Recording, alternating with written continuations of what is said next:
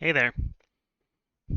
I was fiddling around with studio mode in OBS and switched over incorrectly, so we're a little early, but I think we're doing okay, and yet the screen still remains black, so let's fix that. Should really put a little sticky up on my monitor to make sure I'm doing everything I need to. And let me see here. Do we have any? There we go. All right. Sound is good. Video is good.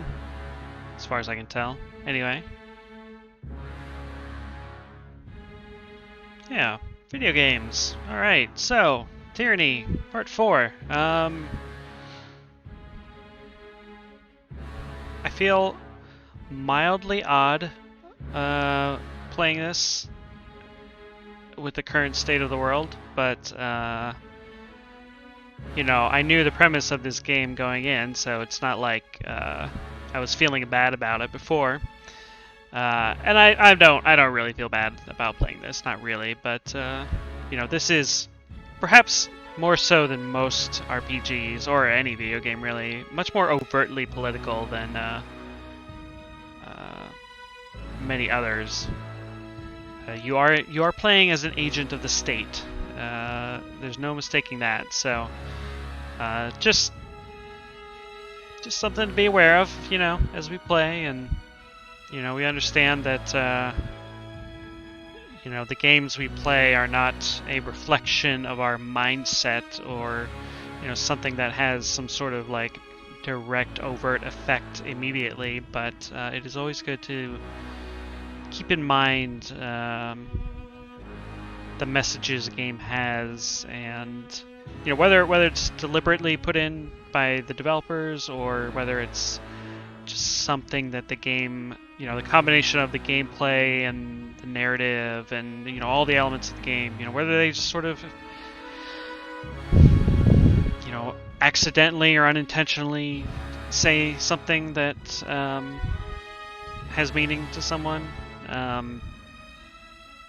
It's good to be aware of that, and so I try to be aware of that when I'm playing games or consuming any media, really. But sometimes the world really throws things into stark relief, and playing a game called Tyranny is certainly one of those times. So, anyway, having said that, we are gonna continue on our journey. So let's do that.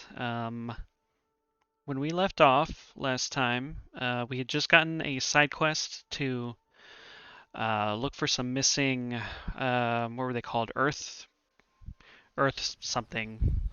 Let's take a look here. Earth Shakers. Earth Shaker reinforcements. And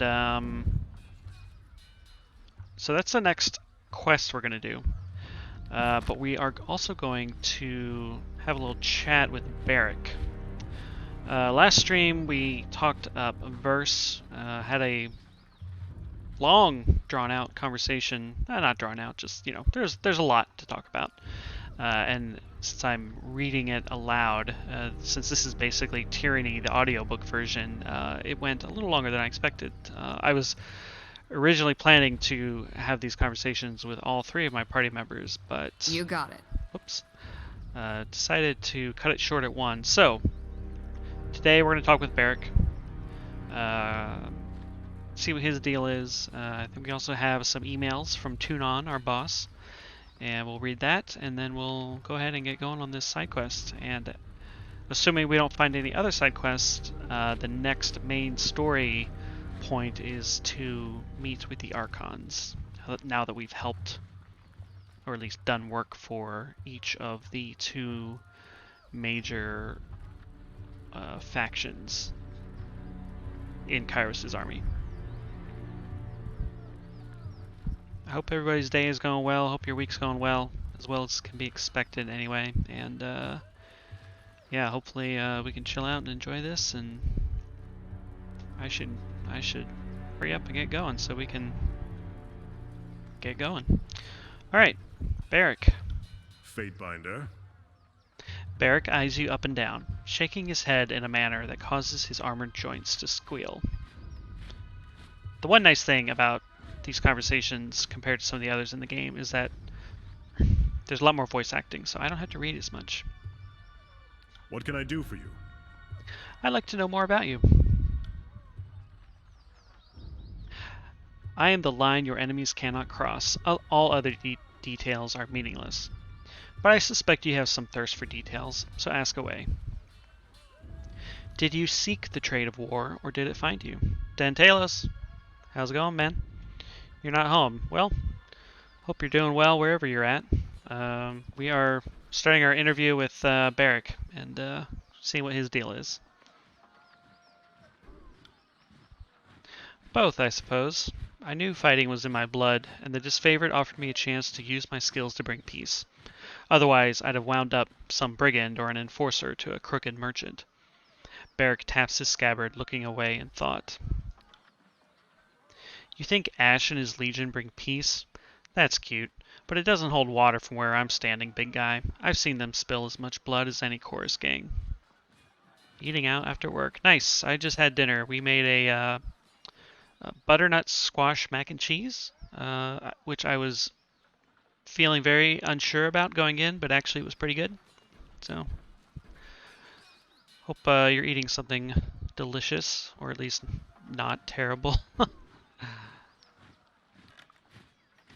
You've clearly been too busy sacking villages and stealing crops to notice how a proper army conducts a war.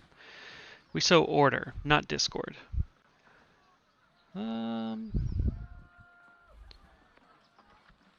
Yeah, like I said, I was unsure about it going in, but it was actually a pretty mild flavor overall. It was good. I liked it.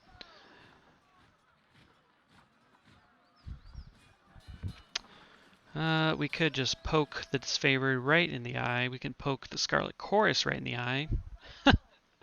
can say you two are worse than either of them combined, or just say nothing. I think we'll say nothing.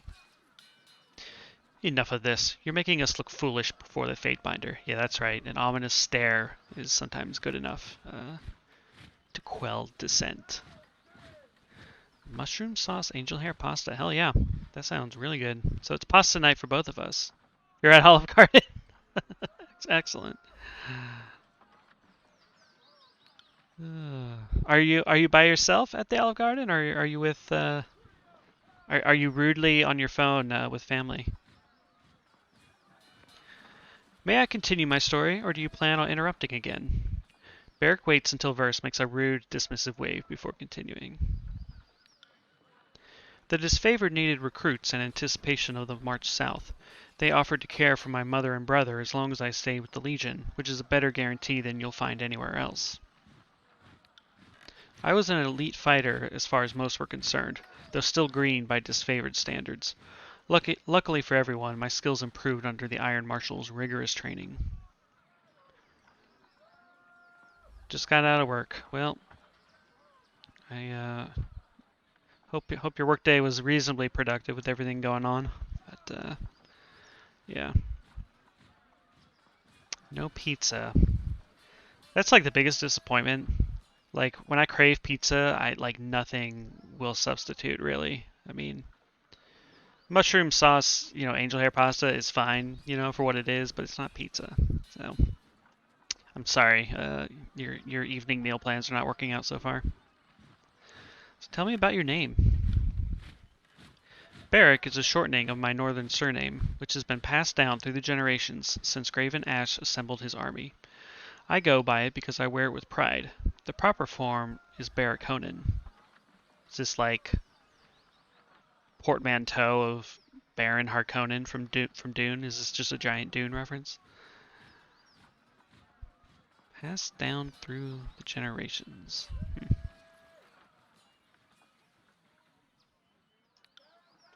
Beyond its age and association with the General's Legion, the name of Barrick Honan has no great titles or associations. I hold no claim to a great house or legacy, save for the disfavored. They are all the kin I need. What's the story with your armor? It is a symbol of Kairos' will, one that I am not likely to forget. I found this armor. Perhaps it would be better to say that it found me during the Edict of Storms. What happened during the Edict of Storms? When we heard that Kairos would proclaim the edict, we rushed into the field to battle the forces of Stalwart. I was shoulder to shoulder with some of the Legion's most decorated veterans, and my pride blinded me to the danger. Our march was a hasty one. A cohort of disfavored soldiers vanished in the second year of the war, among them the daughter of Graven Ash. After a long silence, we learned that she was held in the fortress of Sentinel Stand. Okay. So a cohort of soldiers vanished, including Graven Ash's daughter, so they were sent to go find her, I suppose. You're on the Wi-Fi here, and it's worse. Yeah, I don't imagine Wi-Fi, restaurant Wi-Fi is all that great. Alright, go on. Tell me of this, I assume, rescue. As we surrounded the citadel, I heard the opening peals of thunder, as did the scout I was busy trying to kill. Then the winds hit like an avalanche. Many of us begged Kairos for deliverance. What else were we to do?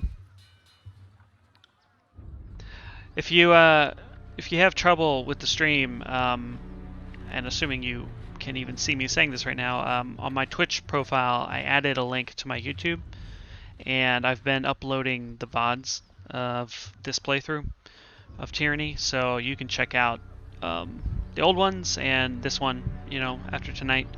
So I'll just keep uploading these VODs there. They're in a playlist, so they're easy to watch in order or whatever. And I'll probably do that for any other games that I decide to play through, start to finish. I won't do it for things like Final Fantasy or things that I'm just kind of trying out or whatever, but oh good. But yeah, my YouTube has the VODs of this, so if you have issues, you can check that out later. Just check out my Twitch profile, and the link is on there. The winds knocked the legs of our offensive out from under us. All the decorated soldiers I brought to the battle were swept up and dashed to pieces, their armor and bodies mixing with the dirt of a tornado that spun in maddening revolutions. Damn thing chooses at this moment to go dry, and with so few survivors to recount the edict. Bah! Landry shakes his quill and presses it harder against a scrap of parchment, imploring it to write. So Landry's trying to write down everything Barrick is saying. He is a historian, after all, even if he slings spells and slashes with frickin' quills. A piece of the citadel wall broke off and nearly crushed my skull. I only remember a few scattered moments from the storm, like the flying bits of bronze and iron cutting my flesh, the severed limbs of fallen soldiers tumbling through the air. Eventually I woke up, thinking myself trapped under rubble. When I rose and felt like I was buckling under my own weight, that's when I realized I was stuck, right and truly stuck, inside this heap of scrap. I hope we learn how he poops. I mean, he is wrapped in metal armor, and I have to know how he poops. That's just... If this game doesn't answer this question for me, I'm going to be very disappointed. What happened to Ash's daughter after the edict hit?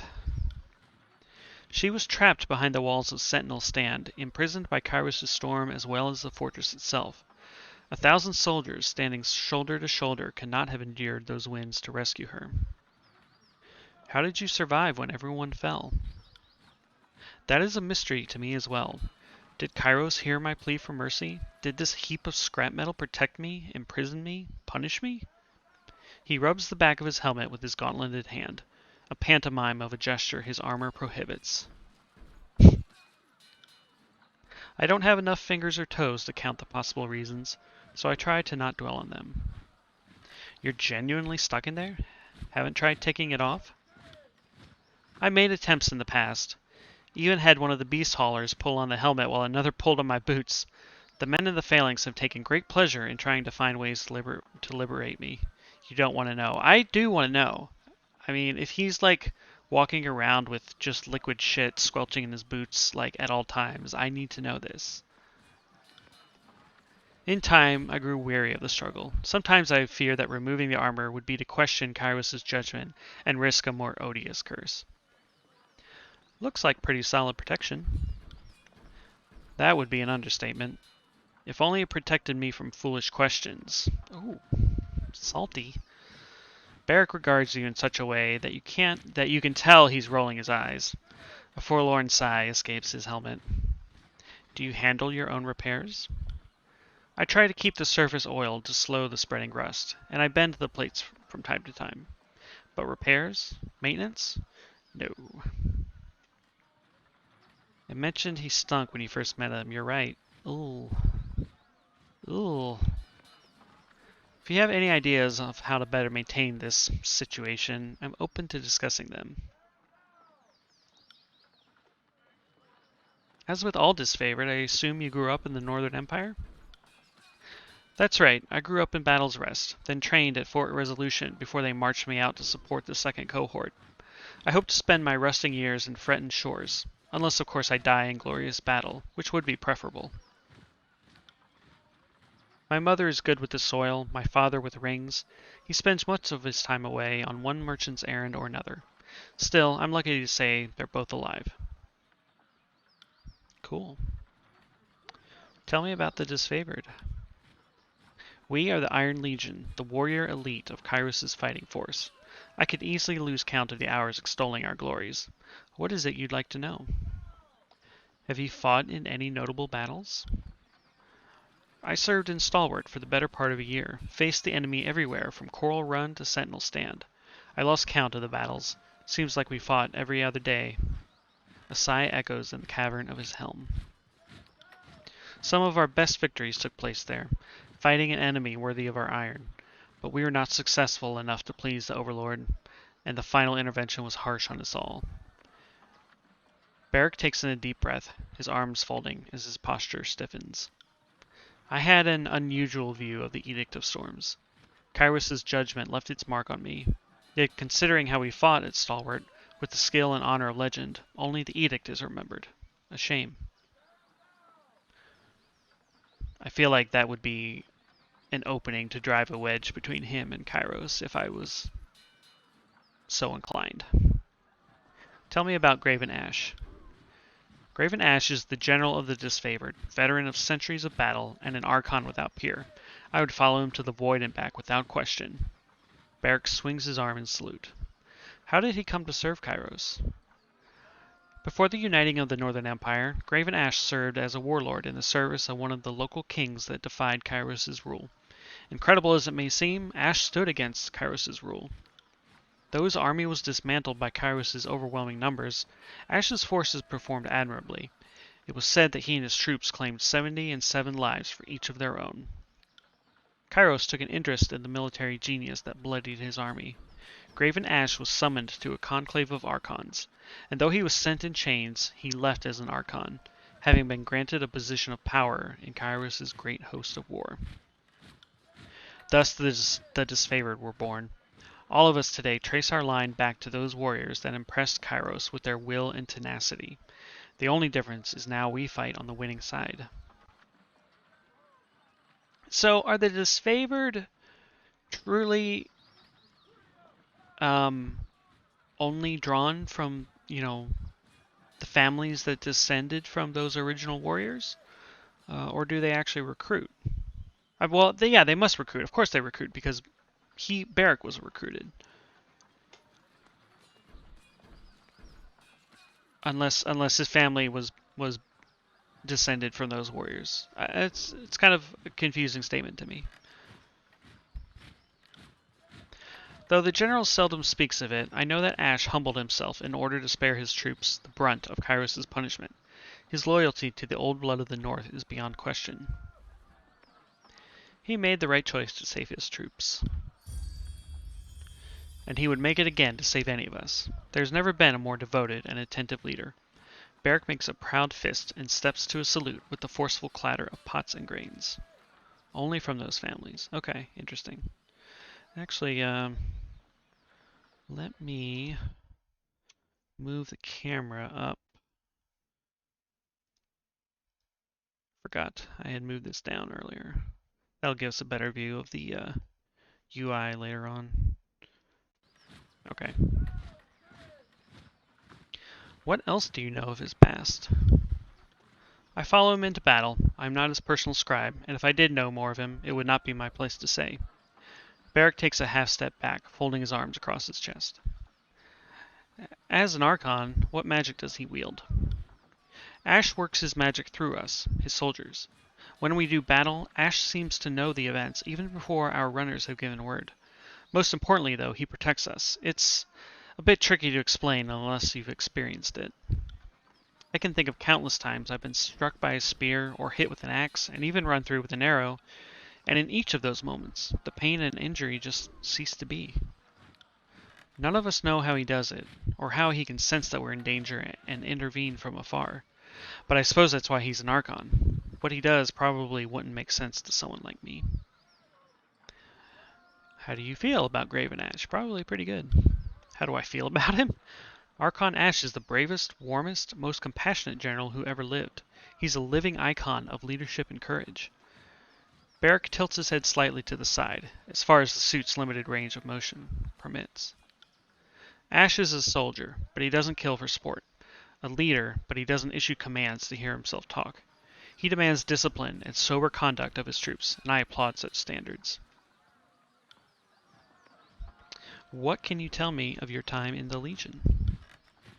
I joined the Legion 3 years before the conquest of the Tiers began. Though handy with a few weapons, my size made me the perfect addition to a phalanx. I've served with the stone shields ever since.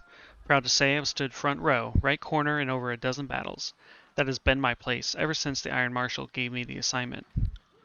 The Bastard City, the Gates of Judgment, Vendrian Pass, Occam's Ring, a quick tour in Barris and Chains, and then Stalwart. I spent a long time in Stalwart. Lost a lot of friends there. What of the other disfavored lieutenants? They are Graven Ash's most trusted officers and warriors from the Iron Guard. Between Ash's arcane powers of command and his cadre of gifted leaders, there is little confusion or chaos in the ranks. Tell me of the one they call the Iron Marshal. She takes it upon herself to train and harden our greener recruits. Not only that, she has a keen eye for talent and how to foster it for leadership. She is the youngest member of the Iron Guard. Her family line served the disfavored back before Ash bowed to Kairos. Say what you will of how many seasons she's weathered, her lineage is impressive beyond measure. What of Cairn's disciple, Radix?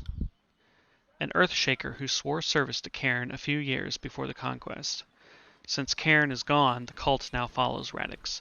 Unlike his Archon, at least he knows how to follow orders. To his credit, Radix seems to appreciate the honor of fighting alongside the disfavored. Cairn was always peeved to be invited to the glory. The mages seem a necessary complication.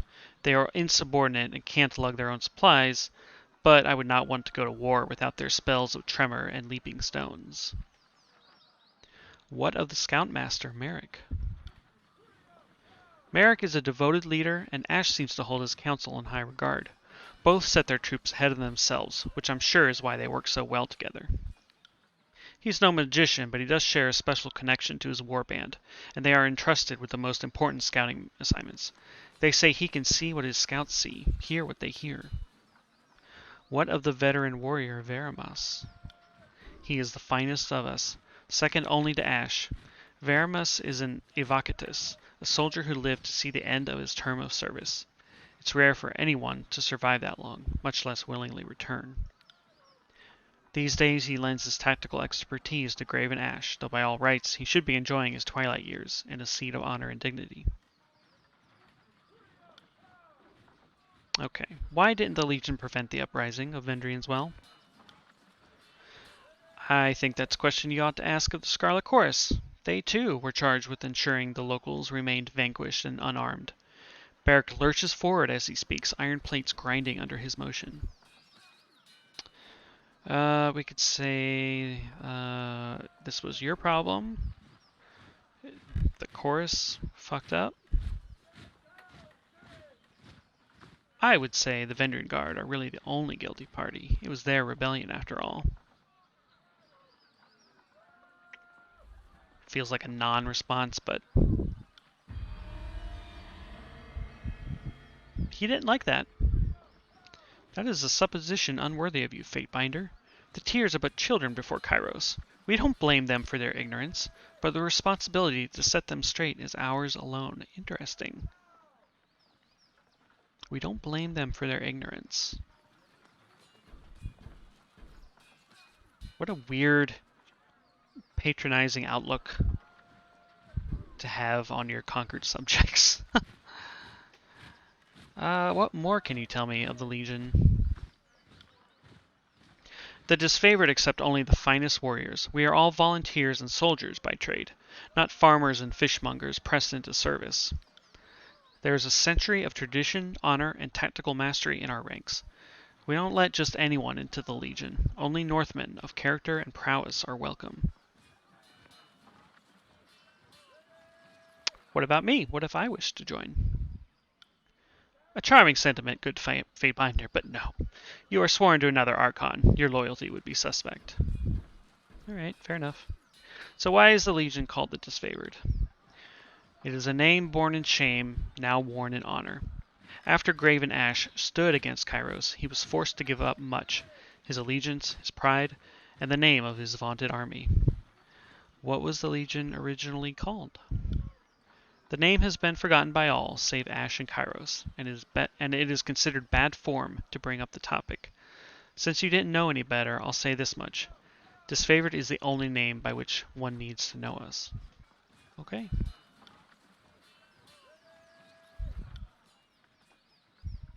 I have some questions about the Scarlet Chorus, whom I know you despise. Our allies do not share the disfavored sense of honor and discipline. The Chorus will trust any criminal, rapist, or halfwit with a truncheon or blade. What would you like to know about the Scarlet Chorus? What do you know of the voices of Nerat? The Voices of Nerat is the leader of the Scarlet Chorus. The Archon of Secrets? All I know are rumors, hearsay, speculation, but that's as much as anyone knows of the voices. Some accounts tell that he's actually dead, and the Overlord has trapped the minds of his foes in the same body to torture them all. It's likely an explanation as any I've heard. In truth, I know little of the voices and have reason to suspect almost anything about him could be true. You could tell me his tears turned cheese back into milk, and it would seem more sensible to believe you than not. The voices, I've mentioned this before, but this game gives off, it reminds me of the Malazan books. I'm not like the most well-read fantasy reader, but I am enjoying the Malazan books right now, and there is a character who contains within himself the souls of like 6 or 7 dead mages, all of which allow him to access different forms of magic and stuff. And the voices of Nerat kind of reminds me of that a little bit. Do you know anything of his powers? I'm no scholar of sorcery, but as I understand it, the voices of Nerat is a thief of minds. They say he can swipe your thoughts and make them his own. I don't know how it works. When I recruited into the Disfavored, the Iron Marshal told me never to take an audience with the voices if I didn't have a witness on hand. Do you think him disloyal? I really shouldn't comment on such matters. He looks ahead blankly and then clears his throat. I heard his tears can turn cheese into milk. You are very amusing, Fatebinder. What do you know of his associate, the Archon Siren? Siren is the Archon of Song and one of the youngest of her rank. She can influence human emotion with her voice alone. The voices may be the conductor of the chorus, but I'd argue Siren is their best weapon. The voices put her talent to good use. He had her singing a song up and down the coast, and the tearsmen defected to the chorus in droves. Alright. What can you tell me of their troops and tactics?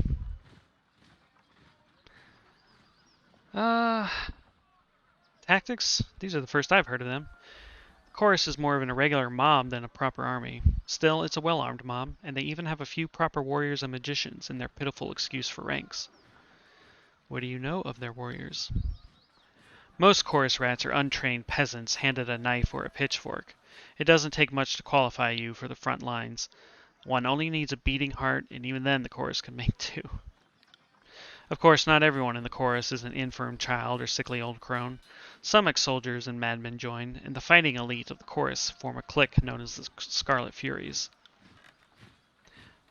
Barrack is too dismissive by far, but he's right that most recruits are novices pressed into service. Most will not survive the first few battles. Those who live will have experience to lead, and those who fall can easily be replaced. So what sort of magic does the chorus use? The Blood Chanters are the mages who follow the voices of Nerat. Like the chorus itself, their order is not steeped in tradition and antiquity, rather built on knowledge stolen from other guilds. Their fire magic earns them a place on the battlefield, but they also have chants that stir the mind and the heart. The motherless sods have spells that can bolster a man's courage or tap into his fears. If the chorus is a mob, how is it led and supplied? The voices of Nerat give orders to his elite commanders, who in turn send instructions out to the gang captains, but beneath that hierarchy it is chaos. Whole gangs will break from the larger force and disperse back into their homelands. The chorus is inefficient beyond words, and yet more bodies keep coming in to replace those lost in the mess. Inefficient? Every weakling lost in the shuffle is one less burden to those in the choir still dancing to the song of battle. Our ways must be harsh, otherwise the stupid and the soft will inherit the chant. The chorus has a lot of mouths to feed, so the conscripts that can't or won't fight are made to gather food and water. Else, I'm told, are fed to the pigs, becoming food and water, in a sense. Barrack shrugs. A fine contrast to the honor, efficiency, and decency of the disfavored. The Legion demands courage and tenacity, but provides us with good iron, and does not leave its soldiers to forage like vultures.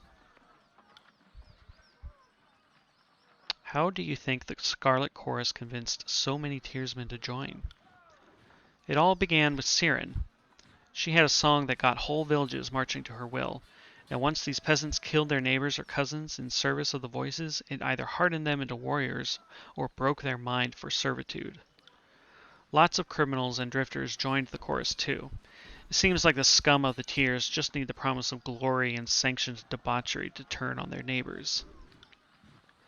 It's not pretty, and it shouldn't be. The chorus is a forge. All the dirt of the tiers goes in, and the finest bits are refined into weapons. There are many that join the Scarlet Chorus because they wish to join the winning side. It's a shame that such patriots were not born to proper northern stock, too weak or too slight to be disfavored. The Scarlet Chorus is their best freedom from fealty to the younger realms. Not everyone has the fortune of gaining Tunon's favor.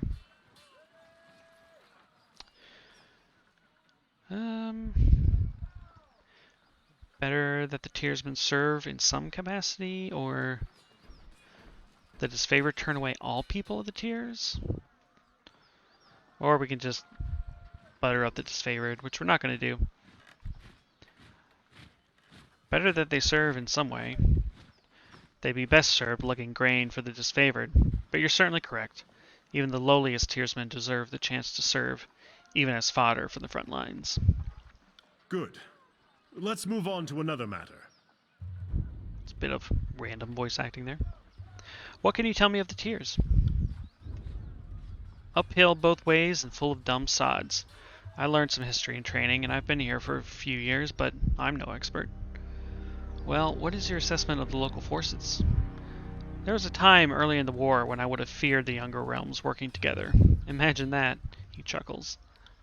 Once I saw the modest scope of their defensive, I knew they would be easily outclassed. They couldn't even rally their best to make a competent stand. Tell me of the Vendrian Guard. They used to be the Queen's Royal Army of Vendrian. I guess defeat inclined them to a shorter name. We crushed them back in 429. I'm proud to say I took part in that decisive battle. You know the rest. A year after we thought them conquered, thousands of Vendrian Oathbreakers murdered the garrison and declared themselves free of the Overlord's rule. Tell me about the Unbroken. The Unbroken Union of Stalwart. May they rot in the decrepitude of their fallen realm. Beric squeezes his gauntlet into a hard fist. Much as it pains me to admit it, in all the realms of the tiers, the Unbroken have been the only foe worthy to meet the disfavored in battle. The Unbroken value tradition, just as we do. Stalwart has never lost a war on their own soil, a reputation they take quite seriously. It is fortunate that Stalwart has poor relations with all its neighbors. The rest of the tiers will not come to their aid, so as bravely as they fight, their end is inevitable. What can you tell me of the Bronze Brotherhood? Mercenaries from the free cities. The chorus needed extra muscle, and you can always mint new rings.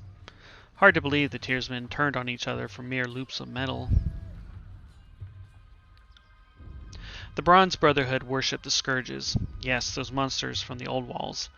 The mercenaries are grown adults that willingly admire a magical abomination. Read into that what you will. Beric does not approve of D&D. I think we can assume. That said, it should surprise no one that the Bronze Brotherhood eventually wanted more than just rings and turned on their contract. Kairos now considers them an enemy, which is for the best. The Overlord needs a better class of combatants. Go on, Fatebinder. What do you know of the Younger Realms? Before we marched on the Bastard Tier, I recall Graven Ash giving us a speech as we stood assembled at Fort Resolution. He told us that the Younger Realms lacked the sense to make a stand against us. I don't think I need to point out that the average tiersman is just plainly inferior to the sons and daughters of the North. For every one of ours they killed, we must drag a score and a half bleeding into the soil with us. It didn't help that they're afraid of magic and relied on their battlefield prowess to stage a defense. What do you know of the Beastmen? They drilled us on Beastmen combat before the invasion, but it did little to prepare us. The local savages are lacking in brains, hygiene, and the ability to arm themselves, yet the prime hunters of their species are formidable. Aside from being rapacious killers, the Beastmen make good haulers and laborers. Once you've killed the half that won't follow orders. You seem like a more than capable fighter. I trained with a spear and shield in my youth, but gave it up the day I earned disfavored iron. I can still throw with some accuracy, but it's a challenge these days. He knocks twice on his helmet. Why, were you interested in a sparring session? Yes, show me how a northerner would impale a wild boar. It would be my pleasure. This is a traditional hunting technique, but I have used it a time or two in the arena. Barrack demonstrates a clever move with a spear where he feints, baits the enemy by dropping the defense, and follows through by extending the weapon in a graceful plunge. He executes the maneuver several times, and you are taken aback by his grace. When you are finished, Barrack looks out onto the northern horizon in thoughtful silence, saying no more. What is it you have on our mind? What do you think of our circumstances? The edict left little room for confusion. A representative of the Overlord must breach Ascension Hall before Kairos' Day of Swords, and must assume death is the price of failure. We should assist the disfavored in their siege preparations, as only the Legion should take the Well's fortified citadel. I wouldn't wager a wooden ring on the Scarlet Chorus impressing anyone but the Vultures. What are your thoughts on me and my deeds? Any reservations aside, your military record speaks for itself. You are Tunon's Fatebinder, and my opinions on the matter don't come into it one way or another. What do you think of our travel companions? I am more accustomed to traveling in the company of soldiers, so I am out of practice judging the worth of civilians and miscreants. Okay, what do you think of Lantry? I do not know how many years he has walked the face of Terratus, but he clearly knows more than he claims to. Since he claims to know a great deal indeed, there's no limit to what he could be holding back. Yeah, what do you think of Verse? I try not to. She is a force of chaos, an agent of the voices of Narat. Taking her into our confidence can only lead to ruin. And yet she is a capable fighter. For the time being, I'm confident that you can trust her to serve your interests. I rely on her skills on the battlefield. She may even offer some useful perspective on the war. Cool, we did it. So that's Barrack. So next step, we're going to read our emails from our boss, as one does.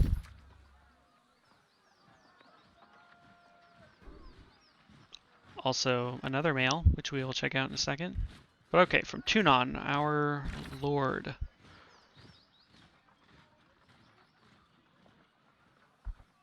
Right, so to review, our boss wrote us saying, hey, we heard about the edict that will murder everybody. Good luck, basically. We wrote back respectfully and said, please allow me to express my deep appreciation, blah, blah, blah. I remain in all your things your faithful servant. So, now we have his response. Iron Fist. Perhaps your continued and faithful service shall remind the Archons of their duties to the Overlord. One can hope. May fortune favor your endeavor. Pretty typical, vanilla email from the boss. But he's not yelling, so, I mean, that's fine. This is a long mail. So we received this from Tarkus Ari, who dislikes us more than he likes us. I wish I could remember exactly who he is. Okay. No introduction, just we are not completely without our senses. We knew Kairos would issue an edict on our valley.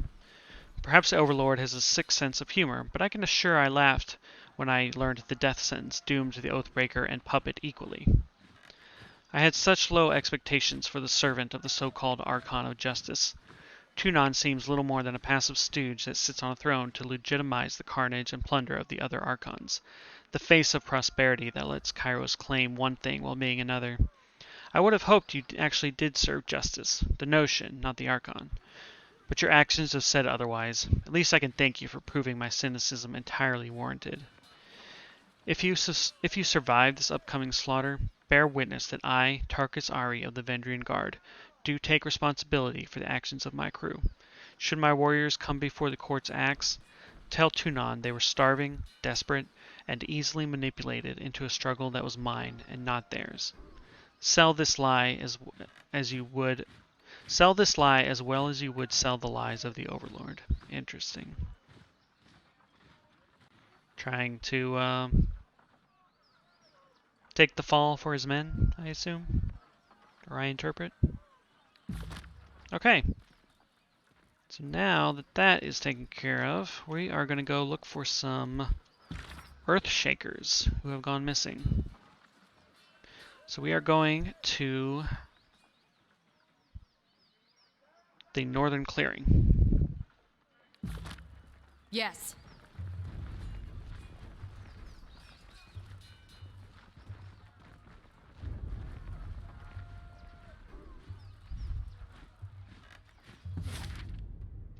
"45 minutes into the stream, we're finally gonna get to some combat. Well, I don't know if there will be fighting, but odds seem good.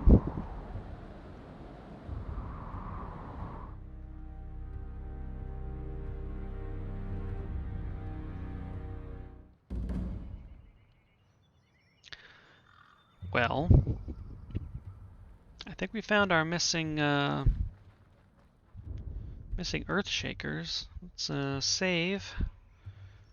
Let's go into sneak mode and let's walk up here, see what there is to see. Okay, so there's some bad guys down there.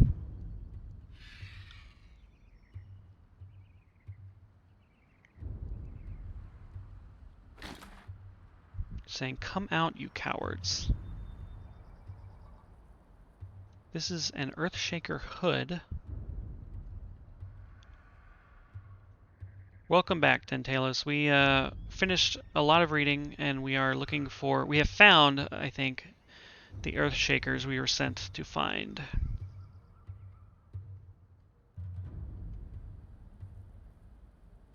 Interesting.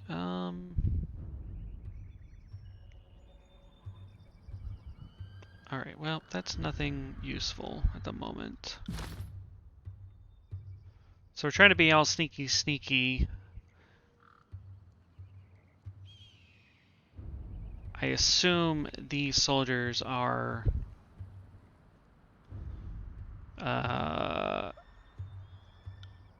trying to flush out some mages in hiding, probably. That's what I would assume. +2 armor for 300 seconds. Man, I feel like we need to give that to Lantry. And actually, that reminds me. Let's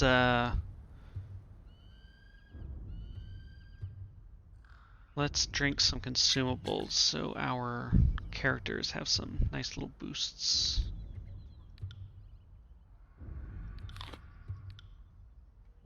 What do you got? That's for 2 minutes. Let's hold off on that. That's 2 minutes. +1 wits. Sure, why not?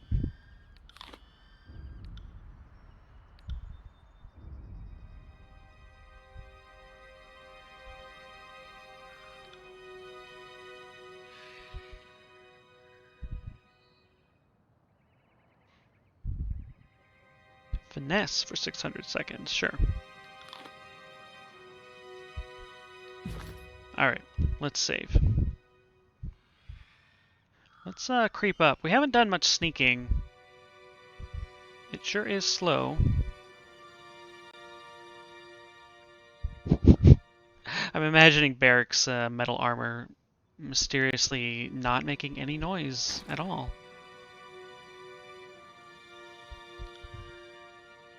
Okay, that's just junk. I'd say that's worth a second glance. Heck yeah.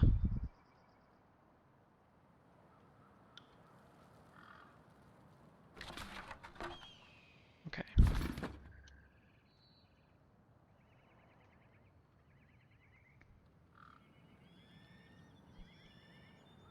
Let's walk by here, see if there's anything to see. Okay, let's creep up to our presumably enemies.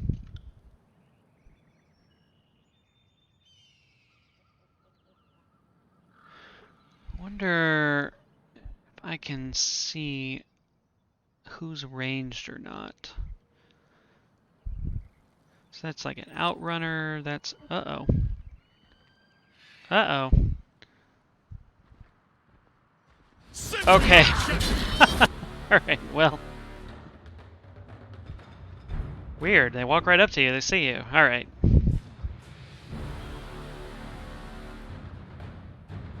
Alright, Lantry, what are you casting? Probably... Right, I don't want to camp. He is casting the Spectral Blur. And he's casting that on Verse, who took a hell of a hit right off the bat, so this is a hard fight. Good luck. Great, good, I'm glad. Man, I really wish I could taunt these guys, but okay.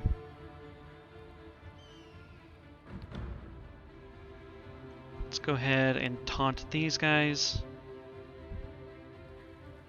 And I believe, yeah, I can cure Verse. So we'll do that. See how far this gets us. Right, my blood is on fire. Get back here! Okay. Now...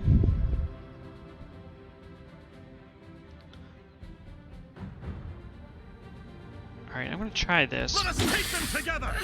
Good work! Okay, cool. That worked. We still got this fucker over here, but maybe, maybe it won't be so bad.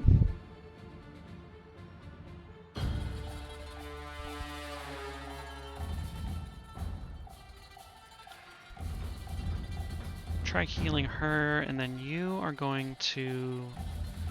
Well, let's... No, let's buff me.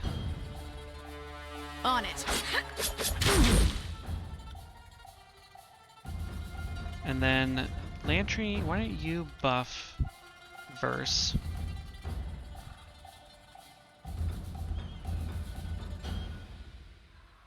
And after we do that, we're gonna... Well, okay, shit. You need... Let's try using this mushroom. I think that's all we can do right now, unfortunately. And then let's try buffing everybody. Maybe this will help. Okay. And then you heal Verse again, because good lord.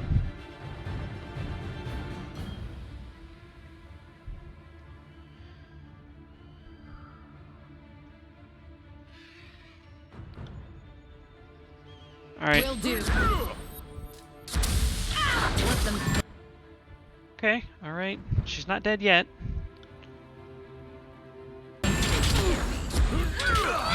She's pretty damn close, though.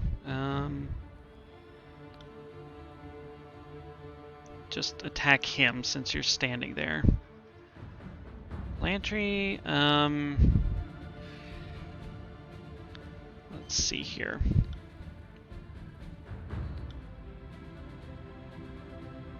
Okay, let's try to paralyze this dude. You got it. Please? When it's over.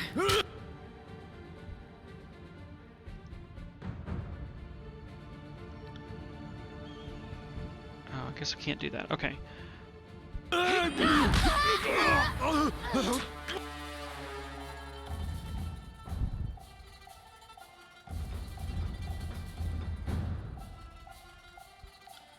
Alright, we're just gonna try focusing this guy down for now. Oh, she's so close.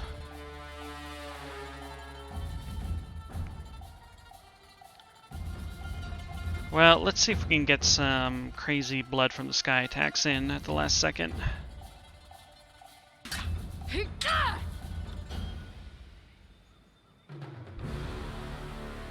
At least Lantry is still standing, and he can revive her, so... That's good, I guess. Alright. Iron Fist. Why don't you just thrust at this guy in a violent manner? Oh, right. That marks enemies, so they take more damage, I believe. Okay.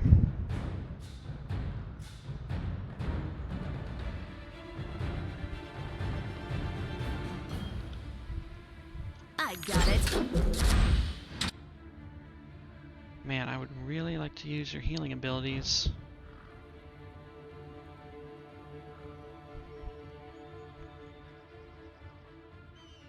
Alright, well.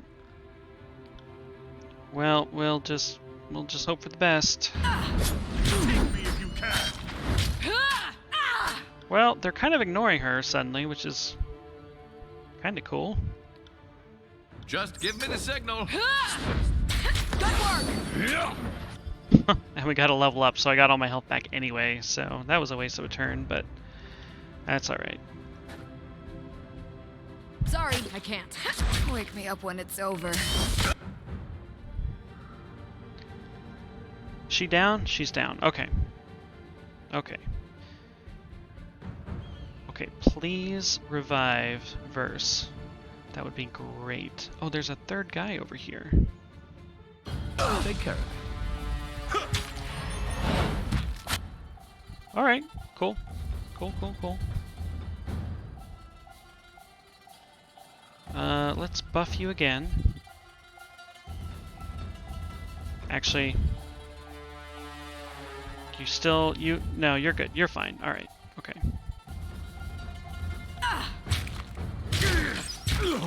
Oh, what the fuck? Okay. Alright, you heal up. Barrack, you are gonna... Well, I was hoping you would taunt. Oh, 1 per encounter? What? I've gone this whole time missing that little detail that he can only taunt once per encounter? What the hell? Alright. Well, we've got our... Weird. I feel like I'm missing something with that. No. Okay, I am missing something. So, our combo ability with the main character is once per encounter, but his regular taunt is just has a 10-second cooldown. So, that's fine. That's fine. Okay, how about you?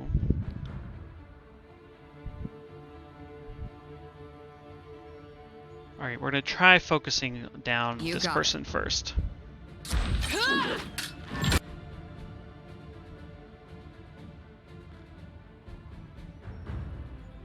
Okay, Verse hits and critically hits for an additional effect. That's cool. That's handy. Alright, let's put some blur on her.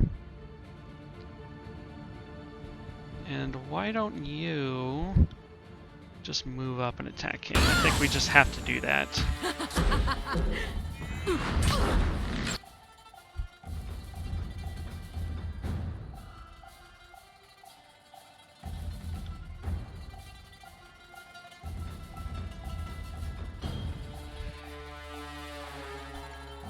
And let's just go punch him.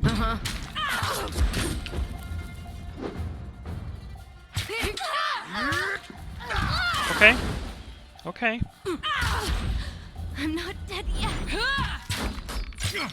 Oh, he's low. Oh, he's dead. He's not low. He is in fact dead.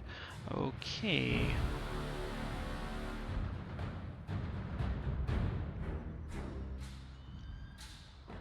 All right.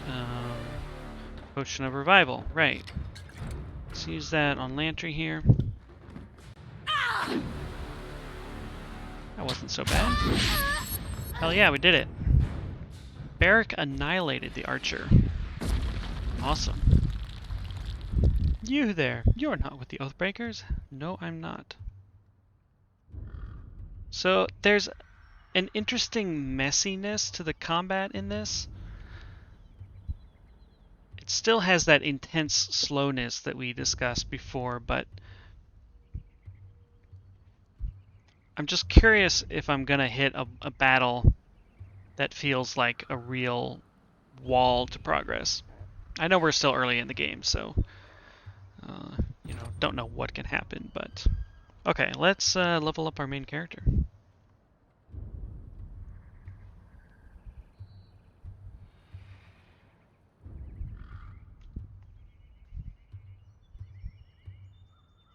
Combat isn't super polished, which is the biggest complaint from this game. Yeah, I admit part of it is I'm coming at this from like Dragon Age and other RPGs that where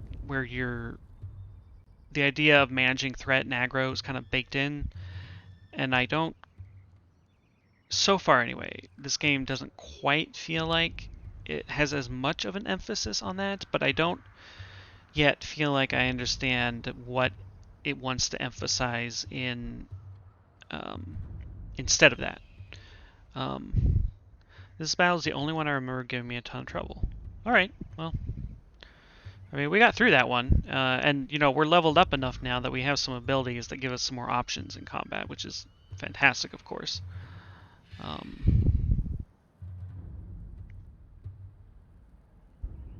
Okay, let's put another point. I'm just looking at my skills here that this applies to, and well, it's tough because they're all good. They're all good choices, right? All right, let's all do wits. Love wits.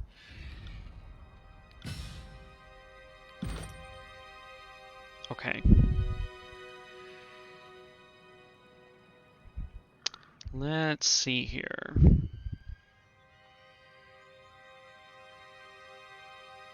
Adds defensive bonus to you and nearby party members when the thrust ability is used. Man, that's a good one.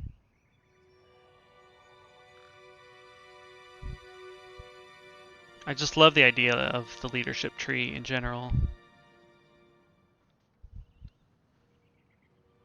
Oh, and I can use these as well. Okay, so what are these? Second wind. Once per combat, when you fall to low health, you let out a battle cry that heals you and your party members for a portion of their maximum health. Well, that sounds amazing. This is a passive too. Good lord. It was always the last one you did.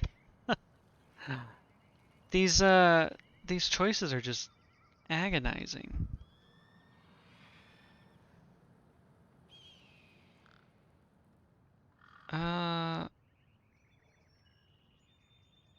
Interesting. We could upgrade thrust even further to interrupt the target. That's cool too. What about magic? What are our painful choices here? Blind. Man, you can really go nuts with the thrusting, can't you?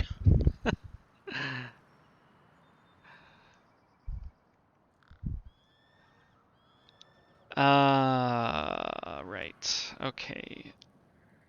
Also boost thrust. Jesus Christ. Alright. Thrust. Just thrust your heart out, baby. Also grants a bonus to magic skills for a short time. Yeah, thrust is fucking insane. Like, in the best way, of course. Additional spell slots. I don't know if I've run out of spell slots, have I?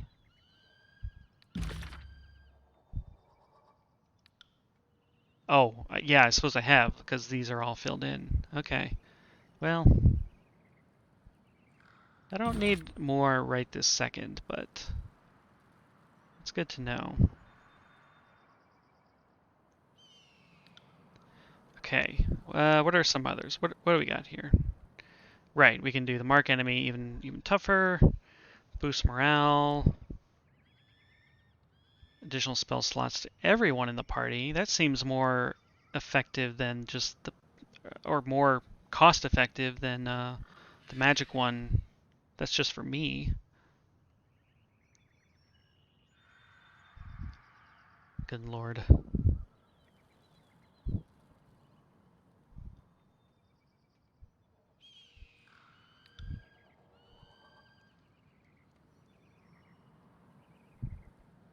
That's a staff ability. We're not doing staff. Bonus armor. Just, yeah, the spell slots.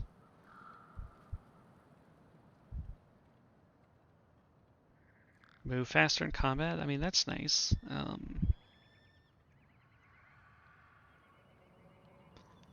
This is generate an aura of will that removes a harmful effect from you and your ally every few seconds.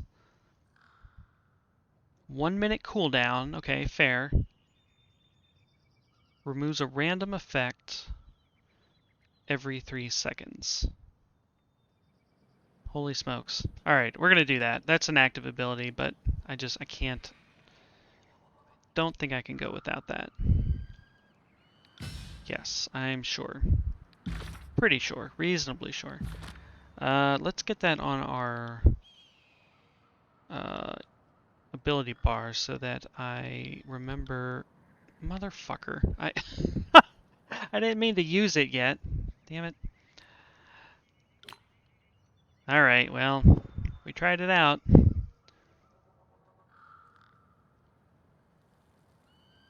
Okay. On it. Alright. Well, now that we've tried that one out, Aye. let's go chat to these fine purple-cloaked gentlemen over here.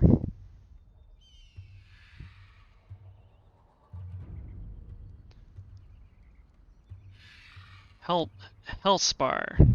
What do you have to say for yourself? Ah, a fate binder. How fortuitous. The Earthshaker pounds his chest in salute. For us, I mean. Decidedly not for the Oathbreakers. A smirk quirks the right side of his mouth as he surveys the carnage you have left behind. Whether intended or not, we're indebted to your help. For your help. Return to the salute. You're welcome. That's what I'm leaning towards doing. Stare stonily. Stonily. Notice the pun there. No, really. There was no need for you to join the fight. I need to be a little sassy there. I beg your pardon, Fatebinder. He shifts on his feet, clearly uncomfortable. By the time we heard the screams, you'd well splattered their blood on the rocks. It's a poor excuse, I know, but we're wearied from weeks of travel, and we'd already lost one of us. I need to speak with Commander Ironcore. With tremorous fingers, the Earthshaker pushes his hood back on a sweaty forehead. He glances once to the group of weary, battered mages behind him before meeting your eyes. I'm afraid I'll have to do, as I am the mage in charge of this circle. Earthshaker Hellspar, at your service. Wait, your commander isn't even here? Or where are the rest of you? Was part of your squad killed or otherwise separated? Aye, the Oathbreakers felled Grissendeer before we could erect the barricade, but our circle alone was all Master Radix could feasibly spare. We're here, and though wayworn, we're ready to help. What do you mean, all he could spare? Did Ash not order your entire guild's return from Azure? With all due respect, Fatebinder, it's not a matter I'd expect you to understand. We absolutely cannot abandon Cairn to the Stone Sea. His nostrils flare in mild ire. As we've only recently located him, and are in the process of constructing a fort to guard his remains, we could not spare another mage, especially now when the beast tribe that flocked to Cairn in his final days is becoming increasingly territorial and contentious. What's so important about Cairn? Cairn may be dying, but he's not yet lost.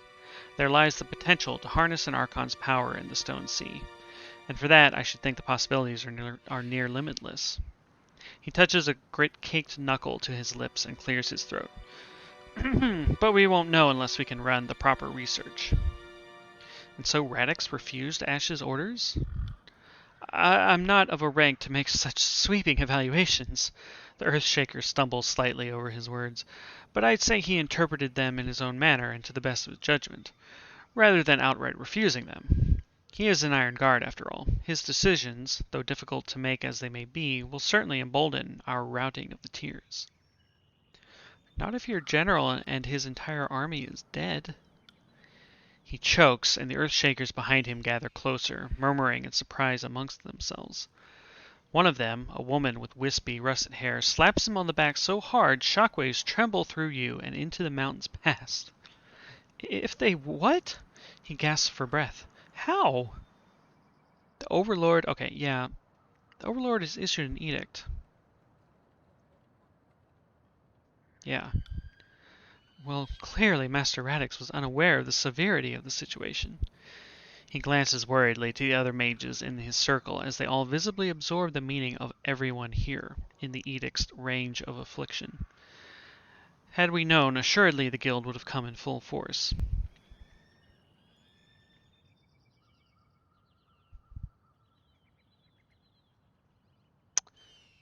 Um, or perhaps you would not have come at all? But you are here now, and you cannot escape the edict. Yeah, we're going to be a little sassier about this. With a shaky nod and an even shakier salute, the Earthshaker gathers his circle, and, cloistered together, murmuring or perhaps chanting in hushed voices, the battle mages march towards the valley. Okay, I think we're done here. We'll do a quick survey of the remaining area, and I guess we haven't looted the dead yet. But it doesn't look like there's anything to find, actually. Moving cautiously.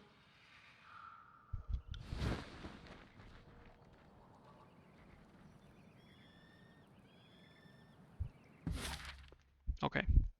Back to the disfavored camp.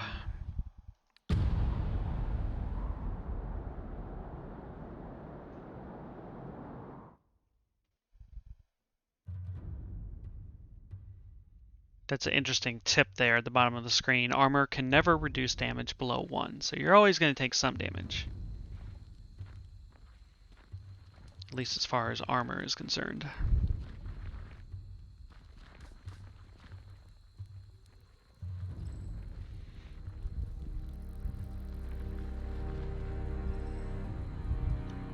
Alright.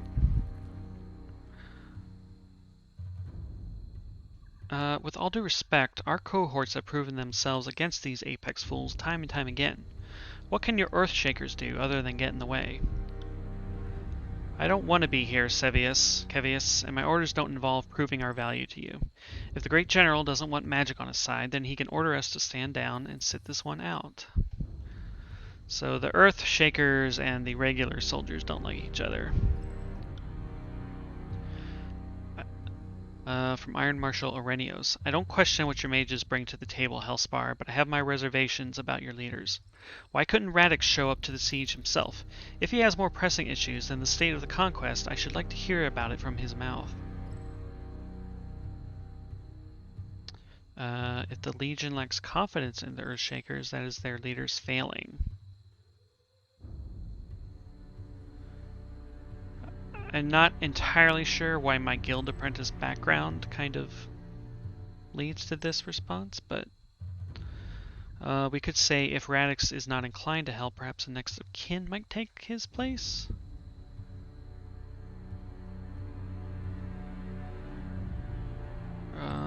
Or say nothing.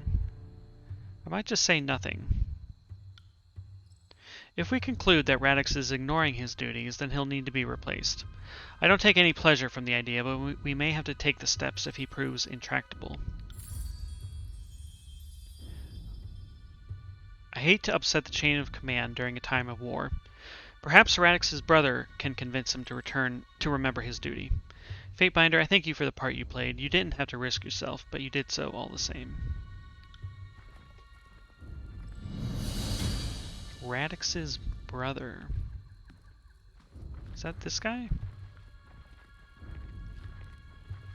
I guess not.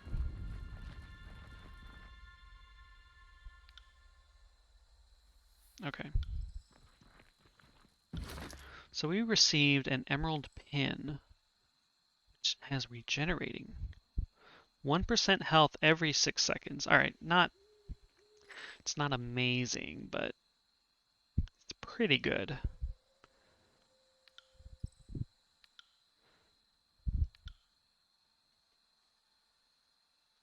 Interesting. What does this one do? Oh, immunity to poison. We definitely want to keep that. In the menus at the top, there's a whole thing listing all the names. Yeah, that's right. I should look through that again. Well, I feel like we should give our tank some regenerating health. I mean, it just seems like the nice thing to do.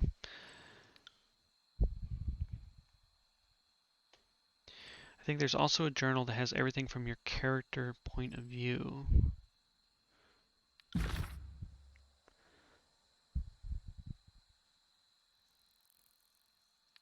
We have a biography.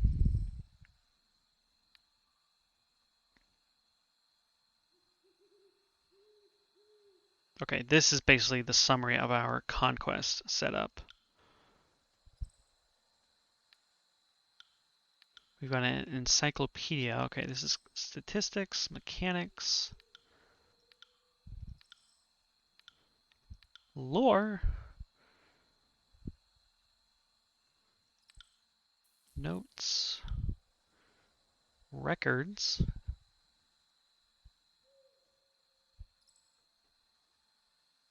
Yeah, I love any game that has an absurd codex in it, even if I will not read the whole thing. But I like that it's there, that I could read it if I just had the gumption to, I guess. Okay. Yeah, I saw you can make your own notes. That's really cool, actually. I liked in games like Morrowind where you could put notes on the map. Um, you like double click on a location, I think anywhere actually, and just put a note down. That was fun. This you can just, remind me to do a thing.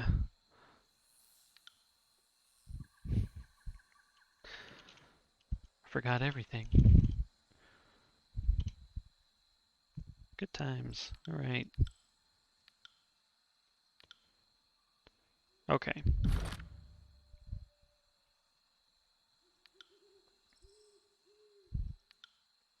We have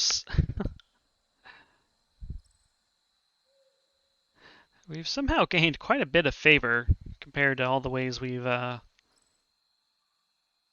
kind of thrown shade at them. That's interesting.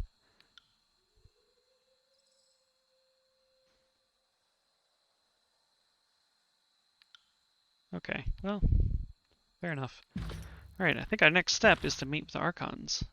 Journal. So yeah, quest. Meet in Ash's tent. All right. It's a quick save. We can't talk to Hellspire anymore, which is fine. Will do.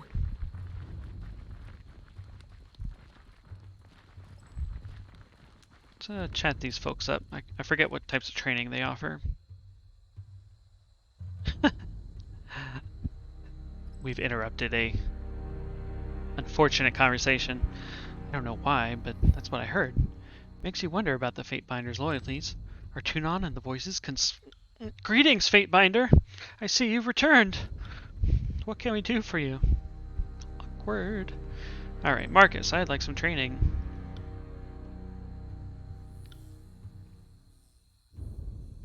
Okay. So weapons, which, I mean, makes sense. Let's do some parry training. And one-handed. Why not?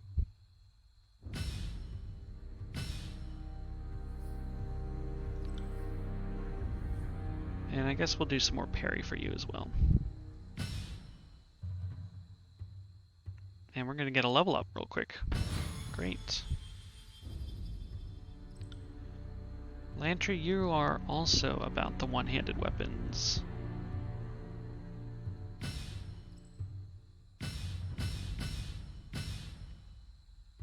Okay. So that was from Marcus. Let's talk to the other one. Lucia, I could use some training. So one-handed dodge, and athletics. Well, dodge is pretty good.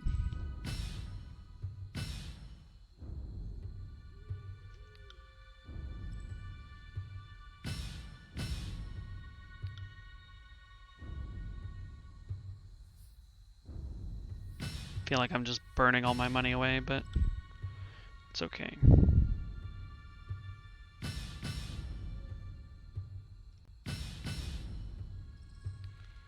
Alright, and Verse leveled up, so let's see what she's got going on here. Let's boost the finesse.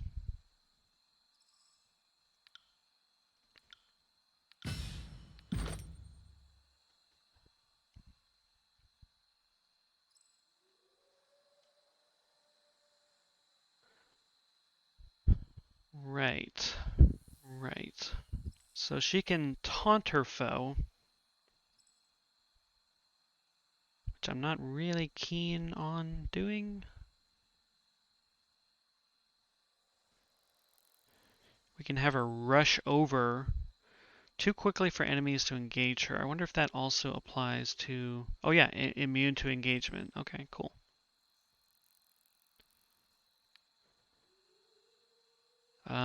Attacks made with bows gain armor penetration, or while only wearing light armor, gain a bonus to dodge. Well, I feel like I want that. That seems like pretty much a no-brainer. Okay, cool. Alright, let us go talk to the Archons.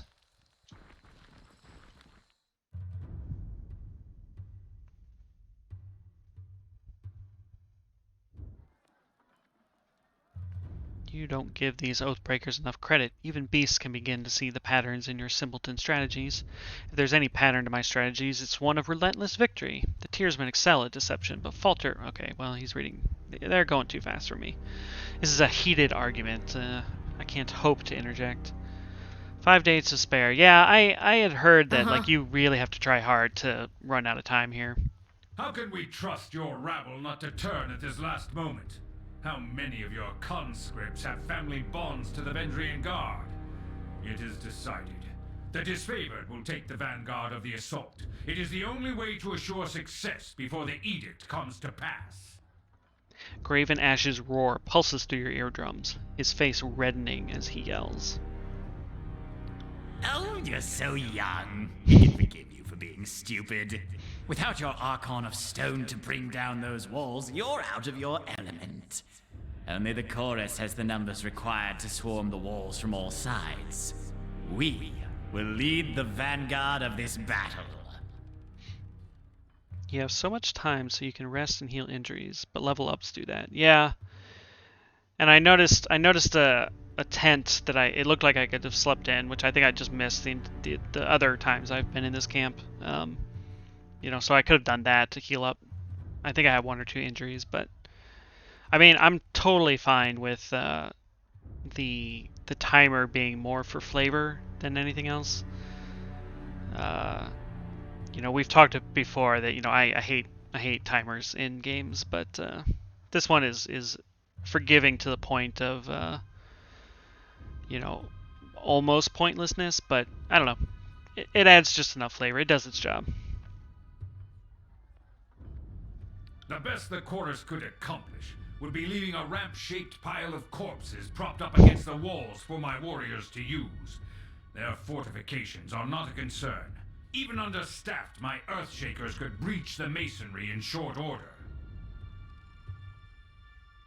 Yeah, I suppose the Earthshakers are like the best kind of sappers you could possibly hope for if you're, besieging a castle or something. Another brilliant idea. Cairn's cult is, we're sure, every bit as trustworthy and sane as the late Archon of Stone himself. You did notice the spire at the center of the citadel? Hard to miss it, being only the tallest thing on the horizon and such. Certainly your Earth mages won't do anything stupid like, say, breaking the spire's foundation. What could possibly go wrong? The voices of Narat lazily twirls his scepter. You hear the voices in your head. We love saying the name Cairn just to watch him squirm. Graven Ash had so much hair back before he met us. I trust them more than I trust your circus of rapists, sellswords, and turncoat tearsmen.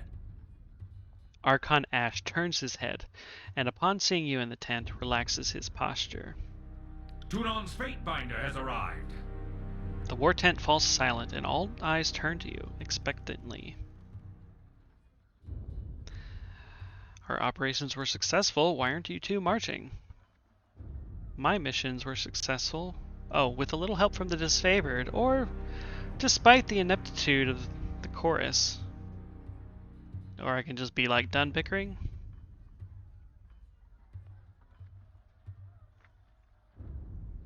Why aren't you two marching toward Ascension Hall? Why is it my so-called allies are more willing to belittle than to assist?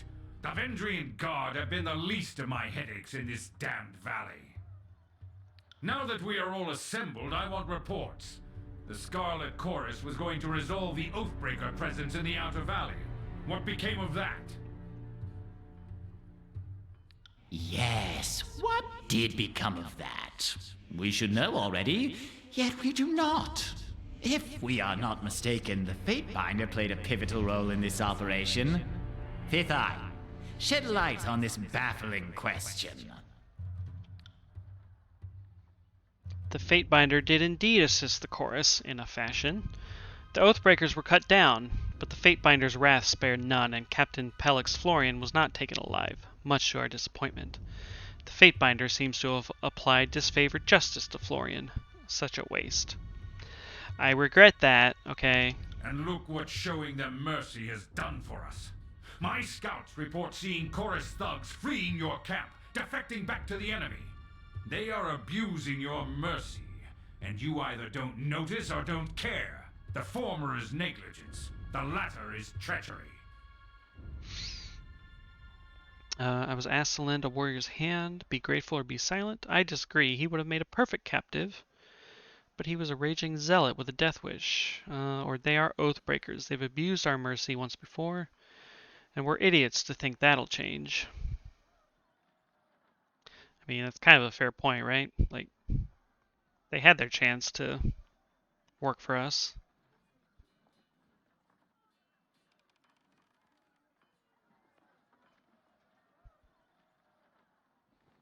We'll just say capture wasn't an option. Iron Marshal, I understand we've established a foothold across the Mittani. Report. Securing the Mittani was a gruesome affair. An agent of the School of Tides still lives, and the river was turned against us. Despite our losses, the day ended in success at Echo Call Crossing, though victory came at great cost. When it came time to secure the nearby Echo Call village, there was a distressing discovery. The villagers had been stashing iron weaponry, no doubt stolen from our supply lines. Commander Antio wished to burn the village, but the chorus disagreed, and the Fatebinder backed their claim.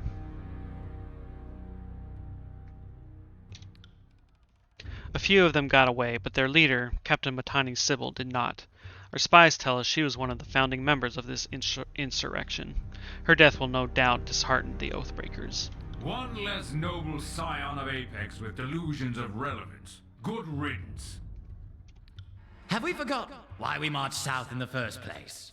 Are we to rule over a sea of corpses? Have you any idea how difficult it is to tax dead people?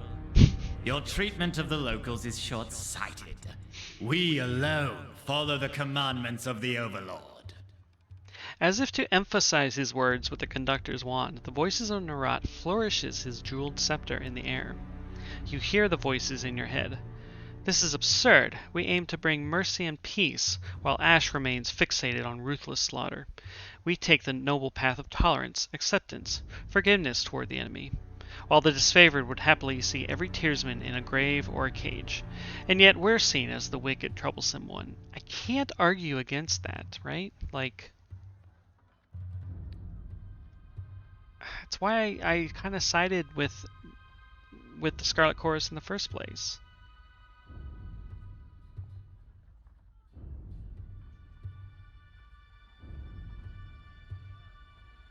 It would have taken a gang of warriors with nets to take her alive. We'll go with that. A shame, as no doubt she had much to teach us.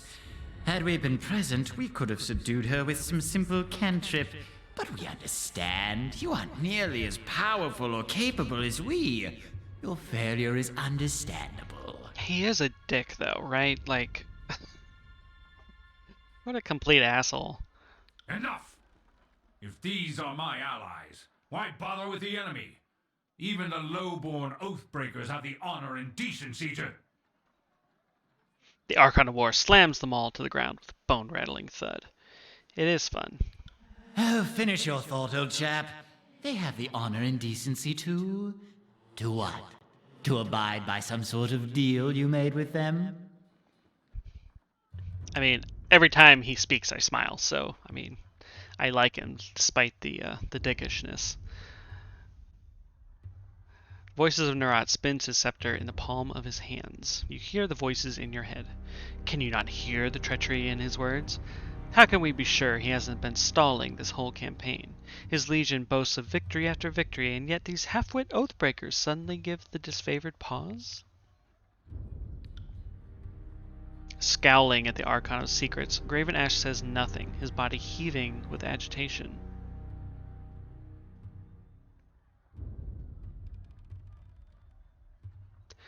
A truce with the Oathbreakers? Is this true? It's immaterial is what it is. The edict is all that matters now, and we will march on Ascension Hall and avenge our fallen brethren.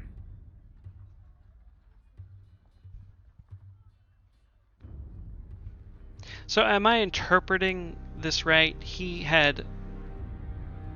was in the process or had brokered some kind of truce, but he ran out of time before this edict was enacted? It's interesting. Well, if you two are unwilling to work together, as Fatebinder of Tunon, I will order you to do so. With whom do you stand? The voices of Nerat's mask tilts sideways as he lurches forward, wagging his scepter at you. The tent grows quiet as the gathering looks to you in anticipation. Now is not the time for compromise. One of us will have the honor of completing this glorious conquest. We know you will choose wisely. God, this is the moment of truth, isn't it?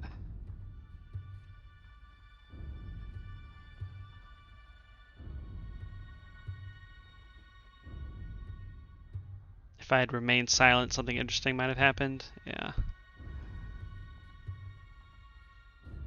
The Scarlet Chorus will lead. You'd stand with the madman and his rabble? I am shocked. I counted you amongst our allies, and your name was held in some regard amongst my troops. Sparks dance from around the Archon's iron regalia as Graven Ash fumes. Oops. So be it. I will add another name to our record of hate. Our record of hate. Out of respect for the Blue Flag truce, I won't have you slain where you stand. If you leave my camp and don't look back. Well, that seems pretty final. A wise choice. The Scarlet Chorus will be honored to silence the last of the Vendrian Guard insult. Graven Ash, we hereby order you to stand down and remain here at camp until we have secured the Citadel. Oh god, this voice actor is so good. Just the contempt and glee and just everything in his voice is so good. They will fail. I will not sit idly by while the edict claims my legion. The disfavored will carve a path to the Citadel on our own, if that's what it takes. The air crackles with electricity as Graven Ash lifts his maul to strike. Uh-oh.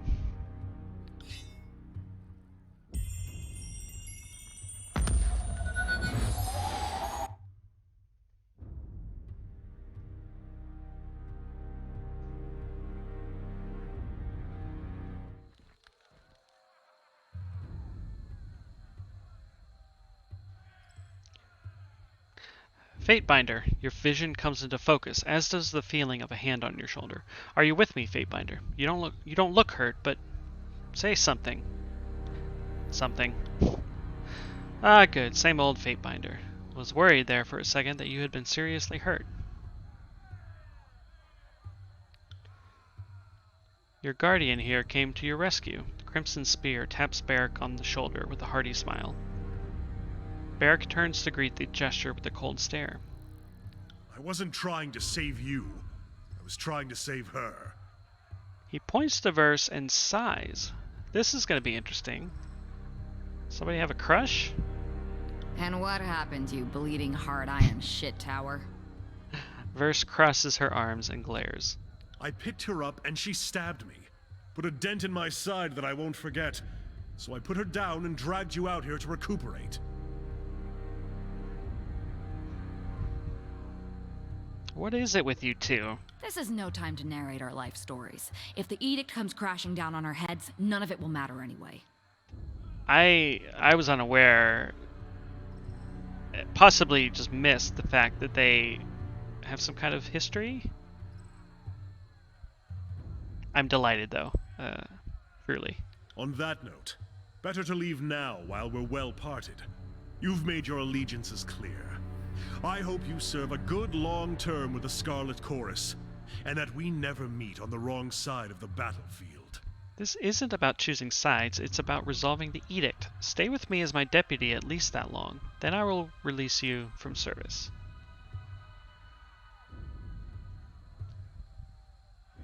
Yeah, we'll do that. I don't want to lose him. Very well. I'll remain at your side at least until this edict is resolved. It beats sitting in a corner and waiting for Kairos' magic to kill us all. Yeah. Don't take it too personally. That's as tall a compliment as he's ever expressed. She turns to Barrick, wearing a mixed expression. I want to know what their story is. As for you, you old sack of wine, this is war. Heck yeah. Try to enjoy yourself. I don't want to get rid of him. I mean, dude is useful as heck in battle.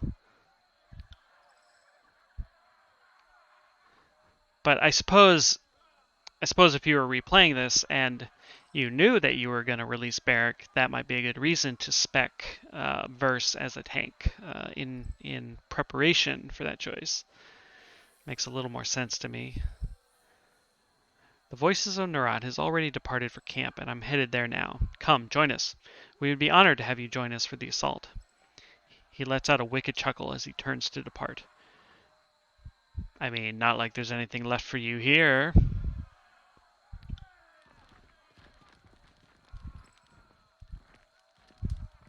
Oh, right, we're outside of camp. Okay. Reputation ability unlocked. Scarlet Chorus favor ability. Merciless. Okay, we need to speak with them next. Okay. Passive. Merciless ability. Plus 5% hit precision on targets below 35% health. Alright, fair enough. Disfavored.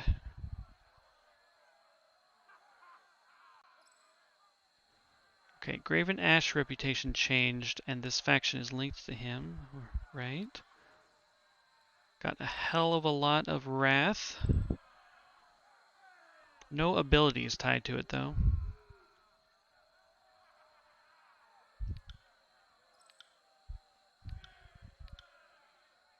Your companions... Oh, I guess these are our other possible companions? Alright. Spoilers. Jesus, okay. uh,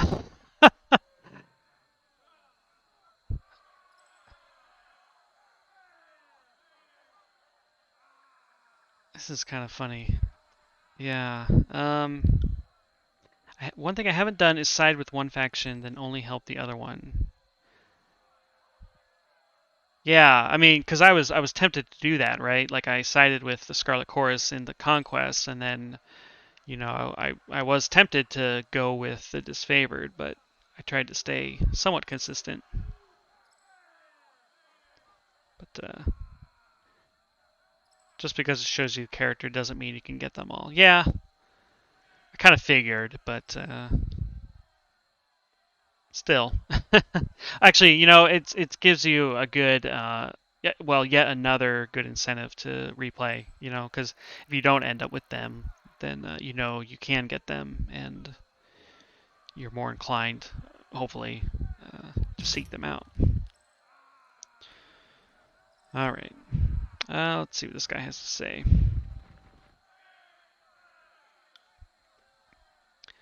All right.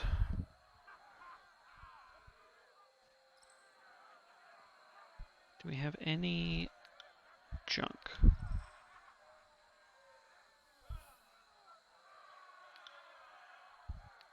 No. But we do in here. Oh, wait. Here we go. Yep. Yep. Okay.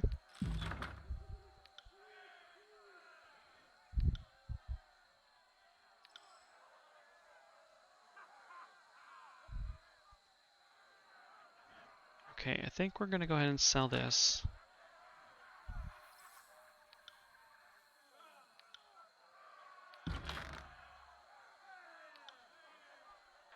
And this. And we'll keep these for now. And then armor.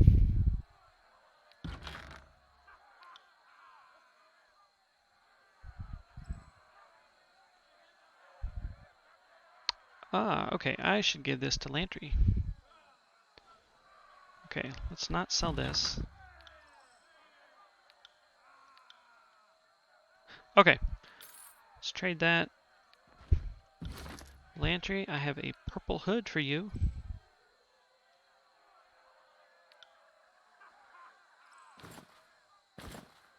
He looks way more badass now.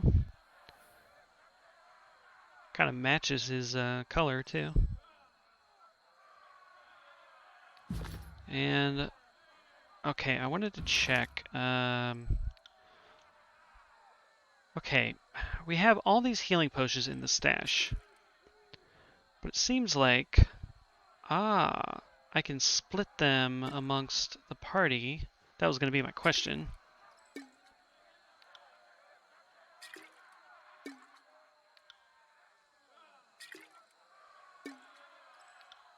And she's got one.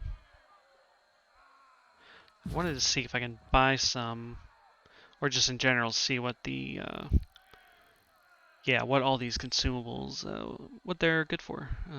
We've got a potion of protection, elemental barrier. We've got a better healing potion. It's pretty pricey, but Vagrant's Chaw, Sable Root.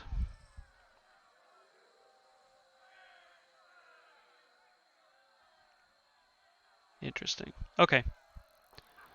I think I just want to buy a few more of these.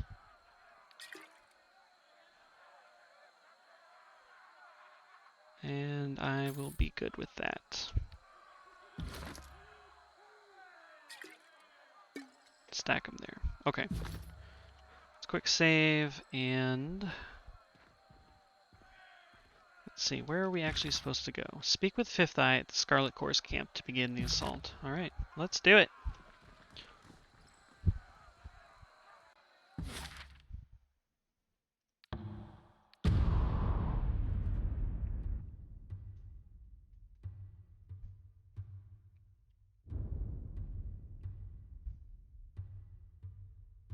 I'm surprised, of course, that we're like already here. You know, if I were playing this on my own, not reading everything out loud, this would have gone way quicker and would have been finished way sooner. I love how little padding there is in this game.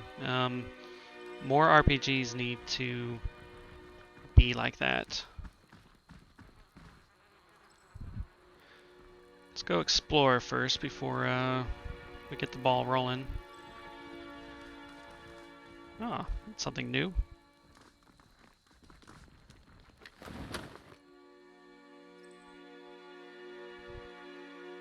Enraged Affliction for 120 seconds.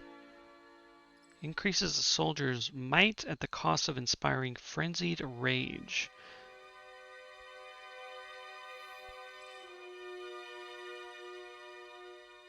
Recovery is reduced by 25%, health is increased by 15%, and will is reduced by 15%. So your standard berserker mode. That would be, I mean, it could be useful for Barrick. I don't know if we'll actually hit a situation where we want it, but let's move that into his quick slots here. Since we have these, yeah, I should move these as well.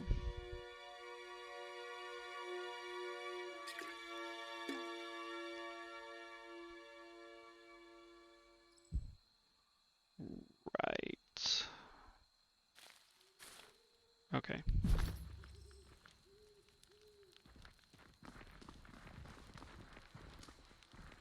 Vittles, do you have anything new to say? Nope.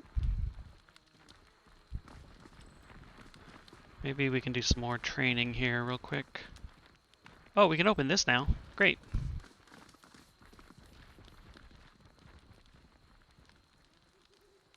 Take a quick detour. We'll definitely see if Saren has anything new to say. Piece of cake. Gore thrust, two-handed. I don't think anybody uses two-handed weapons. More DPS, range. Interesting. That's a cool weapon though, but I don't think we can do anything with it, so that's too bad. Let's see about getting some last-minute training.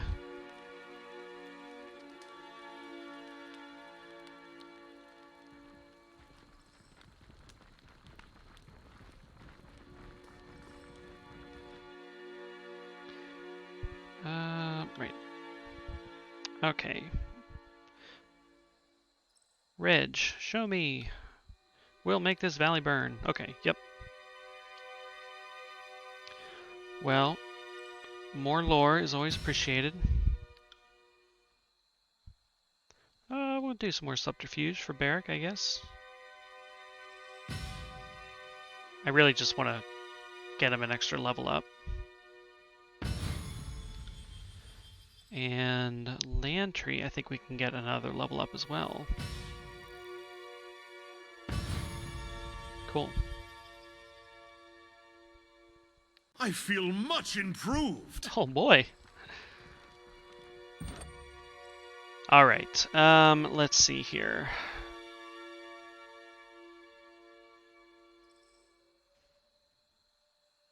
So one-handed, plus athletics, or yeah, I think. I don't know. Maybe a little extra boost to health would be good to have before this battle here. Let's do that. Yeah, save.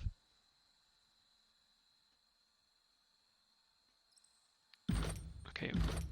I feel like this is still. Oh, this is referring to Lantry. Okay, all right. All right. Sentinel. I probably just want to boost the tanking, right?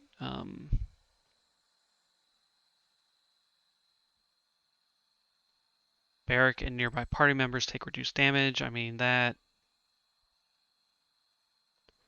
further increases the number of enemies that he can engage.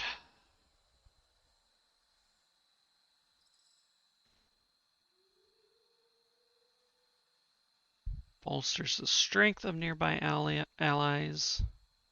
Oh, bonus to armor. Bonus to armor versus just reduced damage. That's an interesting choice.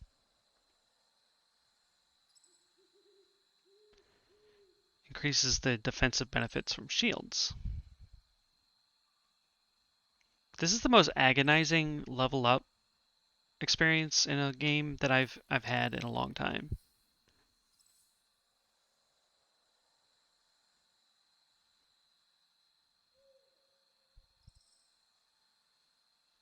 I want all of it. It's all good. It's all good stuff. But all right, we'll just do reduced damage. Yeah. Okay, Lantry, your turn. Well, actually, let's go to the stats next.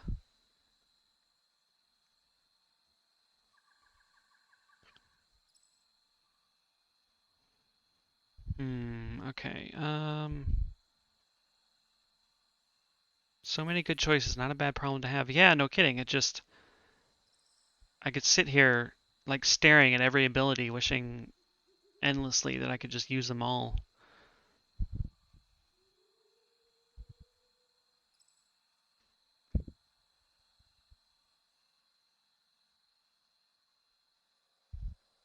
Whoops.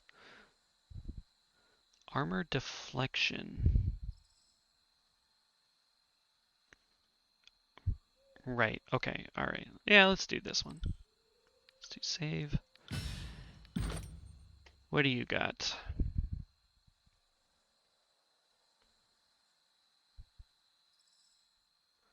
So there's one about reading extra lore, right? Where was that one?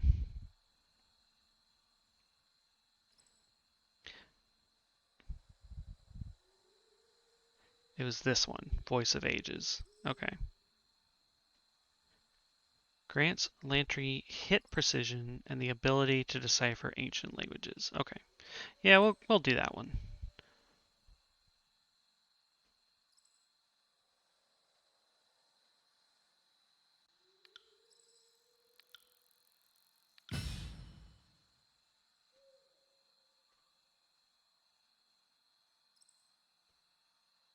Right. Okay, great. We're good. We're good to go.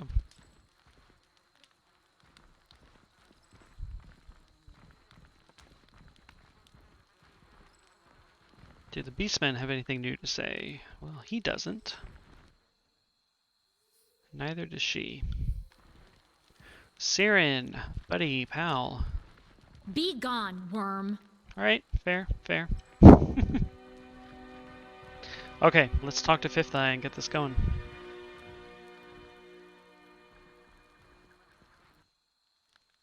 The eve of battle is upon us. Ready yourself for the siege of Vendrian's Well. With the edict looming, there is no turning back. The chorus is brave and fearless, but it lacks order, and if we lose discipline and tarry on our march, or falter in our siege, the edict will kill us before the Oathbreakers, or the disfavored have the chance. An offer, Fatebinder. March with us? Add your strength to our tide of blades? The mob could learn from your example, and your prowess would certainly inspire. I will lead the vanguard, but what other questions could I ask? Oh. What can you tell me about Ascension Hall? Because that's where we're going. At the center of Vendrian's Well, at the base of the mountain spire, is a small fortification. Ascension Hall is the name of this citadel's inner council chamber. We had left a garrison when this valley was first taken in 429, with the citadel being their base of operations. When the Oathbreakers staged their revolt, the garrison at Ascension Hall was defeated. It makes sense that Kairos' edict would demand that we burn this rebellion back to its point of origin. Okay. Alright, no turning back. I will lead the vanguard of the Scarlet Chorus. As I suspected, the Call of Glory sings to your heart's tune. The Fifth Eye claps his bloody gloves together. The camp will mobilize soon. We will meet at the staging grounds of the Citadel. This will be a glorious hunt, dear Fatebinder. Something to tell the children.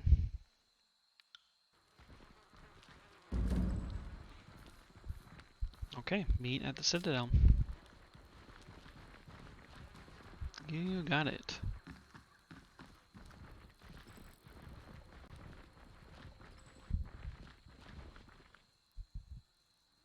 Okay.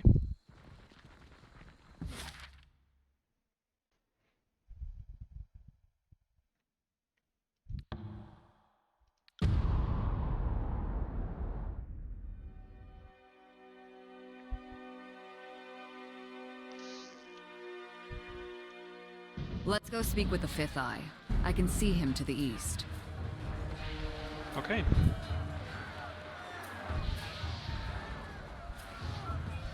Let's maybe take some stuff. Oh, okay, nope. Not an option. Glory to the voices of Nerat. The Fifth Eye salutes you, his masked face glancing nervously in all directions, despite the rest of his body's otherwise confident posture. The mustering song is nearly complete. Soon comes the canticle of slaughter, and we will need the strong, he jabs a finger toward you, to rise up and lead. By custom, you are judge, jury, and executioner. Today, we must ask you to take on the last and most sublime of your sacred duties. The best bluff is often the most obvious. The fifth eye points a bloody finger toward the main gate of the citadel. We charge for the gate, right into the Oathbreaker's doorstep. The horde should bring the defenders surging to the inside of the gate. Then we unleash our magic. Fire and panic will claim the Oathbreakers. The more concentrated the defenders, the better. What of the disfavored? Our scouts report Iron Legionnaires moving in the area. It's obvious they have the same goal as we do. They are just a step ahead, it would seem. Make no mistake, the Oathbreakers will be a minor inconvenience. The foul disfavored will be the more worthy challenge. We must stay alert. What can we expect from the Oathbreakers? The Vendrian Guard will flail vigorously on their way out, but it will be for naught. In the dilemma between courage and overwhelming numbers, never wager on courage. The fifth eye gestures east. We are more concerned by the disfavored's presence. They are likely waiting for us to engage with the enemy so that they might surround us while occupied. Given that the edict compels us forward, we have a rousing melee ahead of us. Alright, let's do this. Our blood chanters are readying a conflagration that should take that gate off its hinges. But at the same time, the Oathbreaker mages are warding the gate with protective magic. He points to the northwest. I need someone to scale the wall and kill the mages maintaining the ward. If I send these unwashed pukes, their corpses will clog the parapets. This task requires your strength. If you are wounded in battle, come see me at once and I will tend to the bleeding, though my methods do nothing for the pain. Enemies inbound.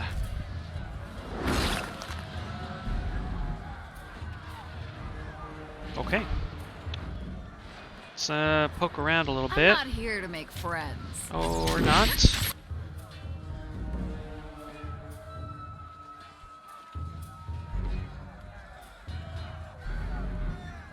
Okay, let's use our thrust ability since it's actually pretty helpful. Oh, nice. Then I can taunt both of these two.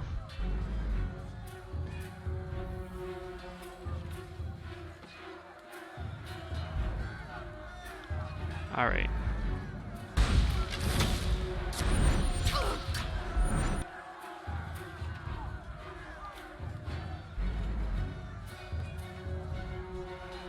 And you just go ahead and do that. And Landry, why don't you...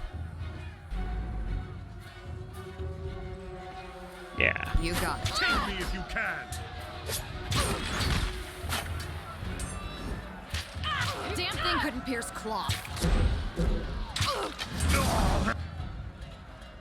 Poisoned. Okay. Let's heal up Barrack a little early. Maybe counteract that poison a little bit. Everything hurts. Everything hurts.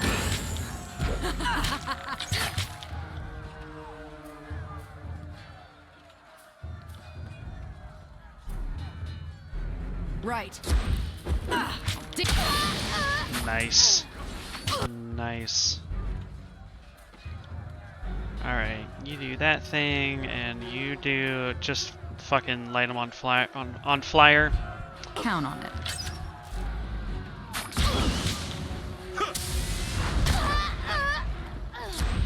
That was fantastic.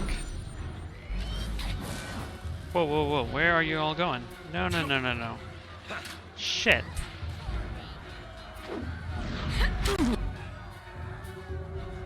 This is a bigger battle than I expected. Alright.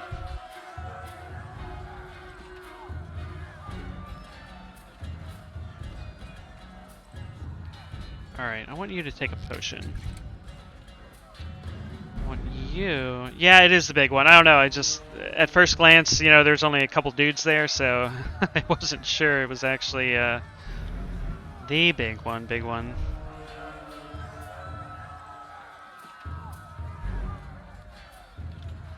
Yeah, do some more taunting. because that's what you do best. And you, yeah, let's just have to attack him.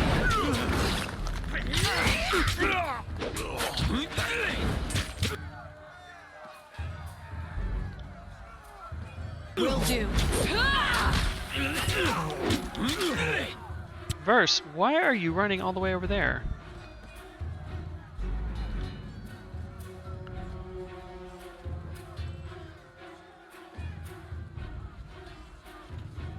No, I want you to attack this guy. Well, okay, maybe he was like already dead or something. Alright, fine. You go take care of that trap.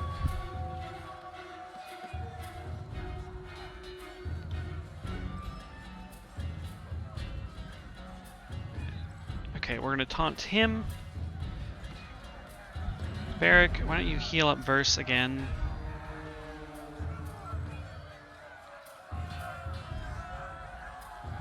And let's buff ourselves while we run over here. Spotted someone. Not down yet. Okay, I feel a little dumb, but I'm having trouble finding Barrick. Oh, there he is. Interesting.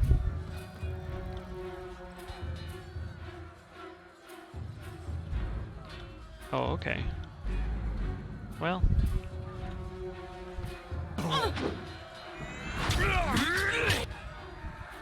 Okay, Verse, for real though.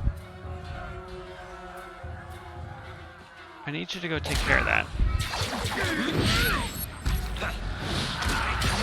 Oh, what? Ugh. She's disarming the trap, and then fucking Lantry walks over and just triggers it.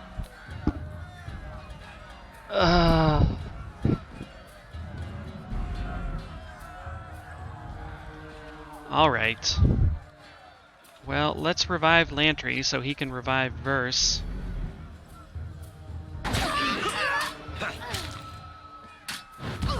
How? How?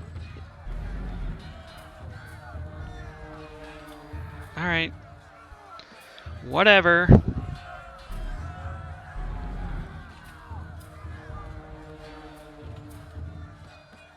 I'm appalled. I'm appalled that that just happened. On it.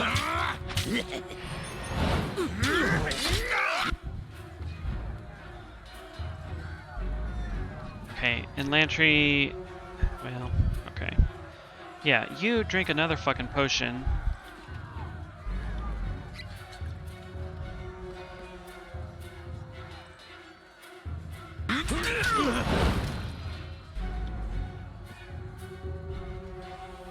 And then I guess when you're done doing that, why don't you go take care of this?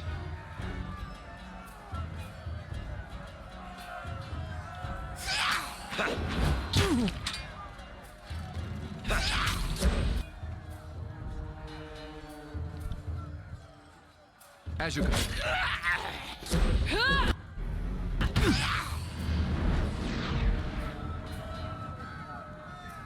Okay. That battle is done. We're gonna quick save there. Let's loot. Let's do some looting. Scarlet Chorus armor. Isn't that what she's wearing? No. It's fire armor. Interesting. Interesting. We're gonna take these and give them to her for now, but not equip them. A broken Da. Okay.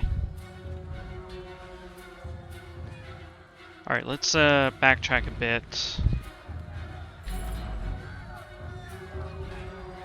Nothing but money there, but that's fine. And let's head back here because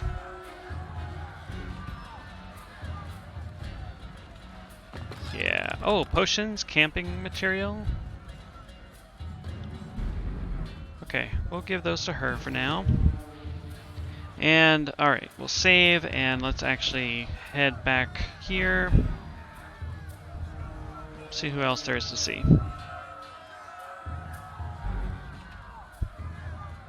Apparently nothing. Okay. We were just being thorough, I guess. Cannot believe that trap went off.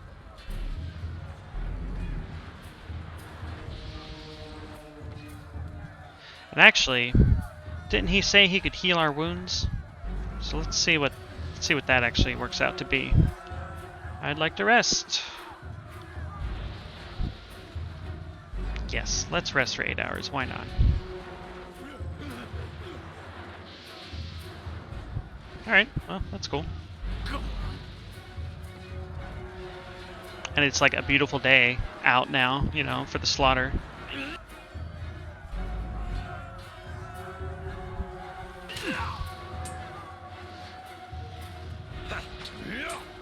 Right. Okay, let's all go murder this motherfucker. Another battle. I don't think we're bad at making friends.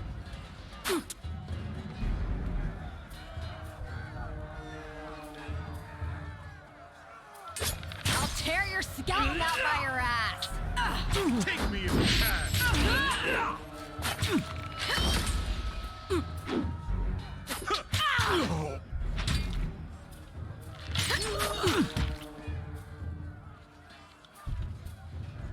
Consider it done. Never had a chance.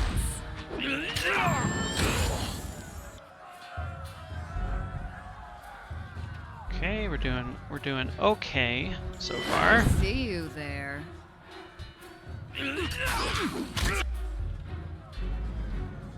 All right, let's do another. Oh wait, is he dead? Oh, he's dead. Okay, cool.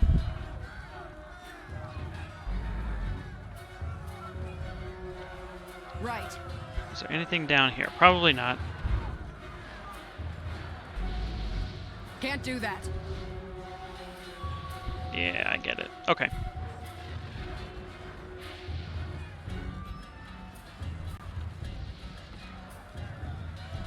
Let's quick save one more time.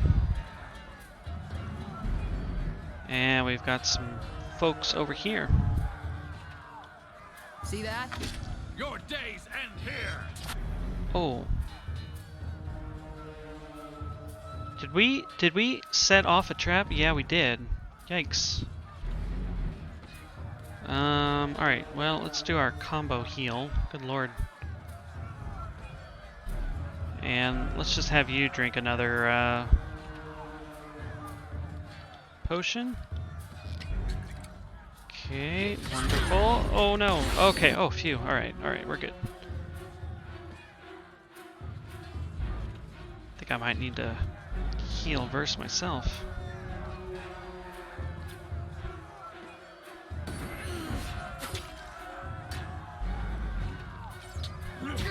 Come and face my iron!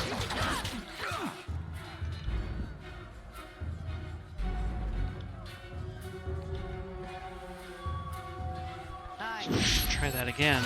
Oh no, come on. Oh, phew, okay. Alright.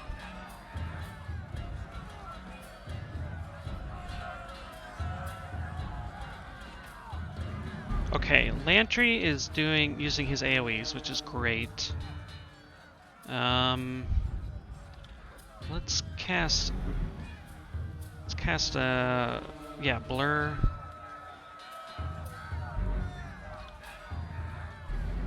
And then yeah, well, I guess we'll focus down this guy first. At once.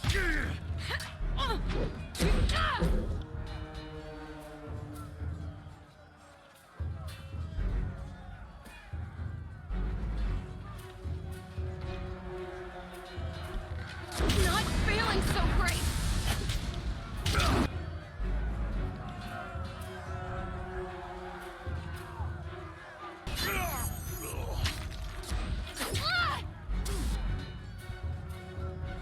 Okay,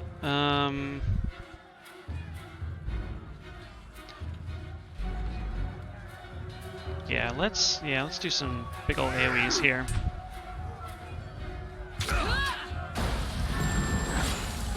God, that's just incredible. Okay. Let's heal ourselves. Why don't you just do that?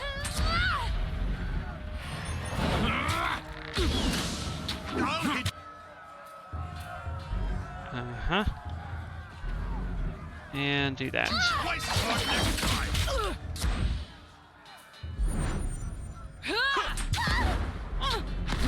Did I always...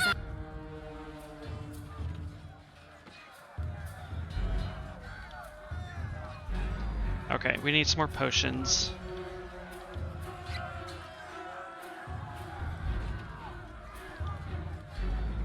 have this much I need to blood? use my buffing spells more often.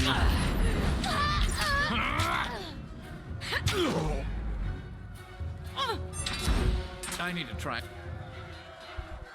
Okay, well, why don't you just do that on him? And I guess everybody else is going after this archer here.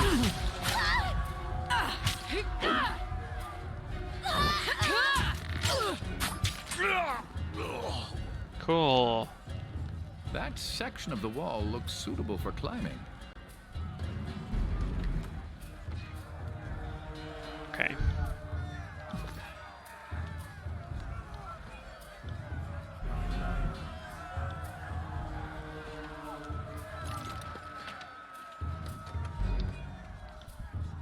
Alright, so this is...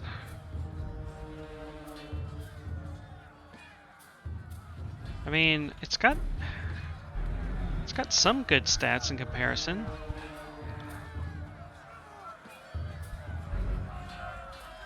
Oh, but this has an AoE ability that we want. Okay, alright. What is this? These are merchant's boots. Are these better than what I have? Yes, they are. Yes, they are. Okay.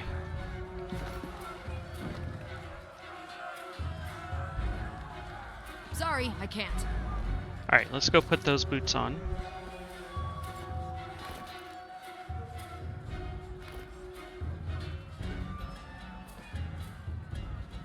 Okay.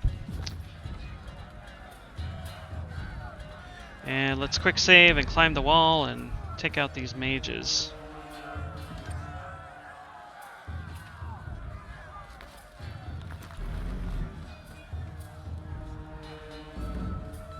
So clear the courtyards. Basically murder everything within this vicinity, it looks like. Okay, interesting. Can't do that.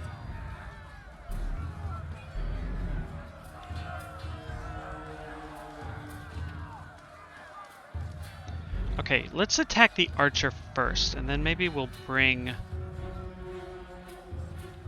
Will do. Yeah, maybe that'll bring... Ooh.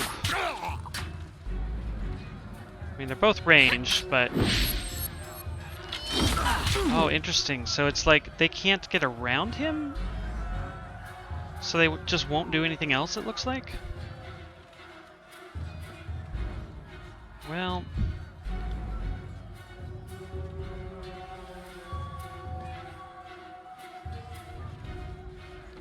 Let's try to at least taunt these guys. Maybe that'll do something useful. I don't know. I'll take care of that. Okay, they are taunted.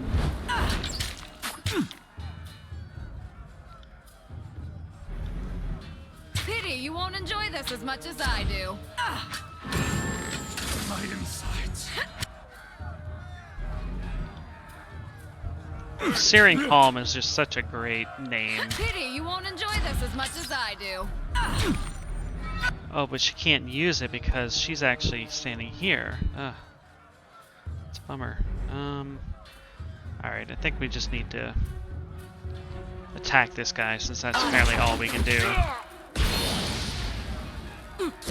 Oh yeah, we've got the Mage Fire Frozen ability. That's pretty cool. Okay, so I really had to like manually position him. It's kind of annoying. So they could have been attacking all this time, but they just weren't for whatever reason.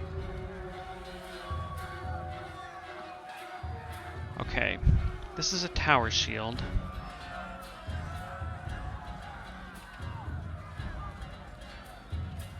That looks like a... Oh, no, no, no. The one we have equipped is just obviously better. Okay. And then, let's see, this light leather gauntlet. Just identical in every way, it looks like. Okay. Into the stash. Alright, let's continue.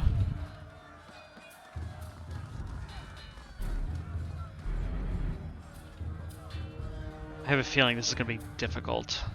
They've scaled the walls. Fall back.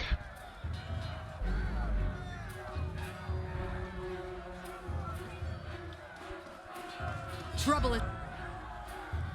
We've got to maintain the barrier. Hold them back. So, maybe if I can take out these mages before worrying about these folks, I can have our mages just burn everyone alive. That would be great. A foot.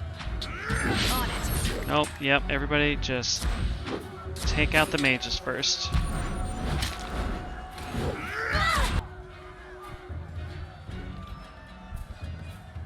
Yep, you do that. You do... Actually, no, let's do this. Aw, really? Why wouldn't you let me cast that? Alright, whatever. And actually, Barrack can just keep these guys busy for a little while. That's actually really helpful. Okay, let's light you on fire again. Let's boost you. I can't move. Okay, I think we might need to do this as well. Take me if you can. That one rattled me hard. Verse, what are you doing?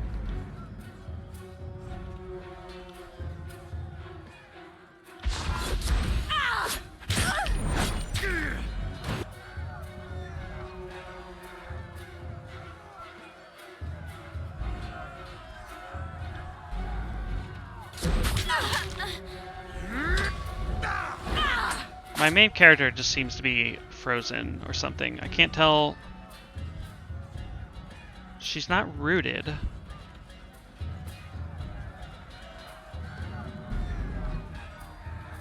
Well, I can't tell if this is a bug or what.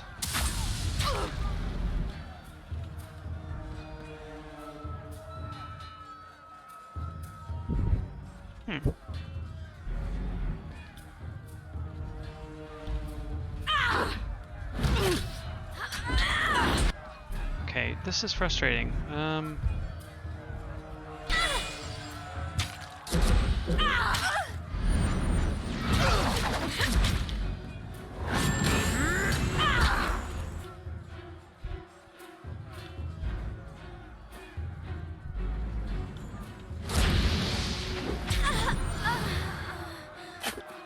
No, verse. On. Barrack's got it covered. He's good.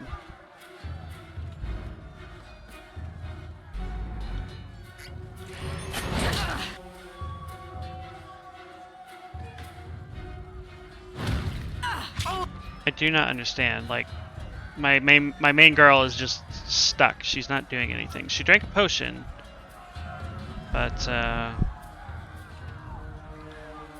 this is very strange. I don't see a status effect on her, so I Consider it done. If you can.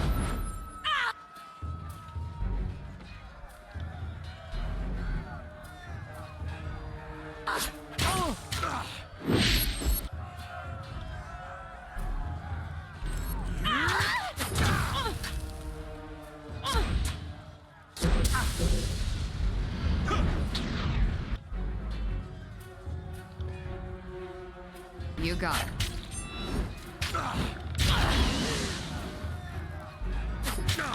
This weapon is useless.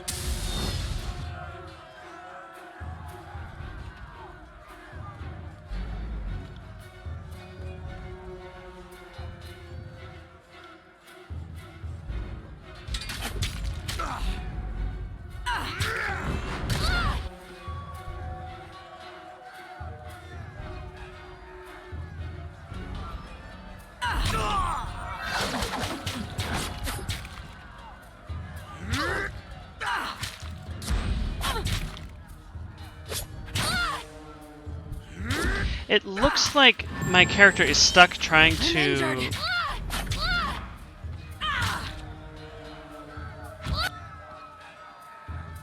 I don't understand what happened there. Okay.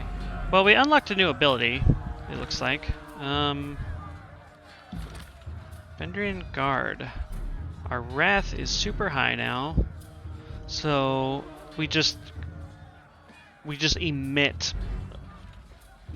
We're so unnerving that everybody's accuracy just goes down every 3 seconds. That's cool. But I still wish I understood why she was just stuck there. I was gonna say it looked like she was stuck trying to cast a combo with Verse, but I don't know. That was just very, very odd and frustrating. Ready?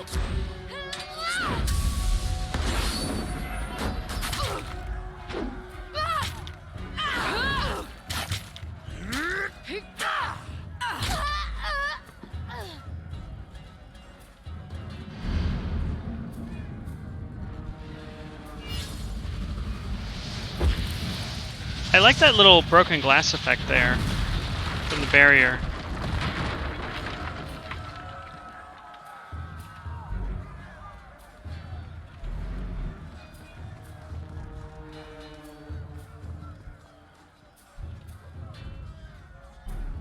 Stand aside. Ascension Hall is ours alone for the taking. The Fifth Eye swings his spear in broad arcs as he roars in his crackling tenor. Withdraw at once before you feel the weight of 1,000 chorus blades and bludgeons. No sooner would a family of maggots beat a pack of wolves. The disfavored commander beckons the Scarlet Chorus forward. Come, I'll take you 5 at a time just to make things fair.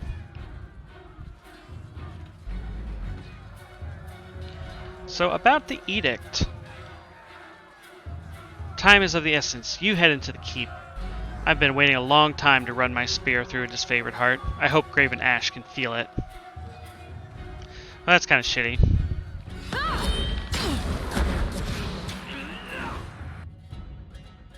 Like, I wasn't trying to, like, turn these factions against one another, per se.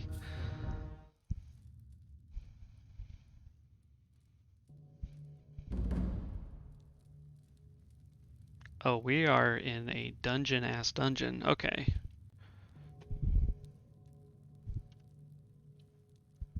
Well. They're here. They've breached the perimeter. They're in the keep. Whistling a shrill warning signal, the Oathbreaker falls back deeper into the keep.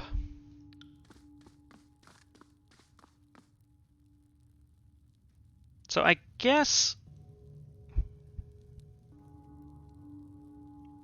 this is a tower, right? So this is probably a multi-floor thing. I'm thinking I might want to call it here for tonight and continue onward next time, starting from here. Because it's late and I need to sleep. Yeah, we'll do that. Unless Dentelos, if you're still around, can you confirm that this is in fact a multi-floor affair?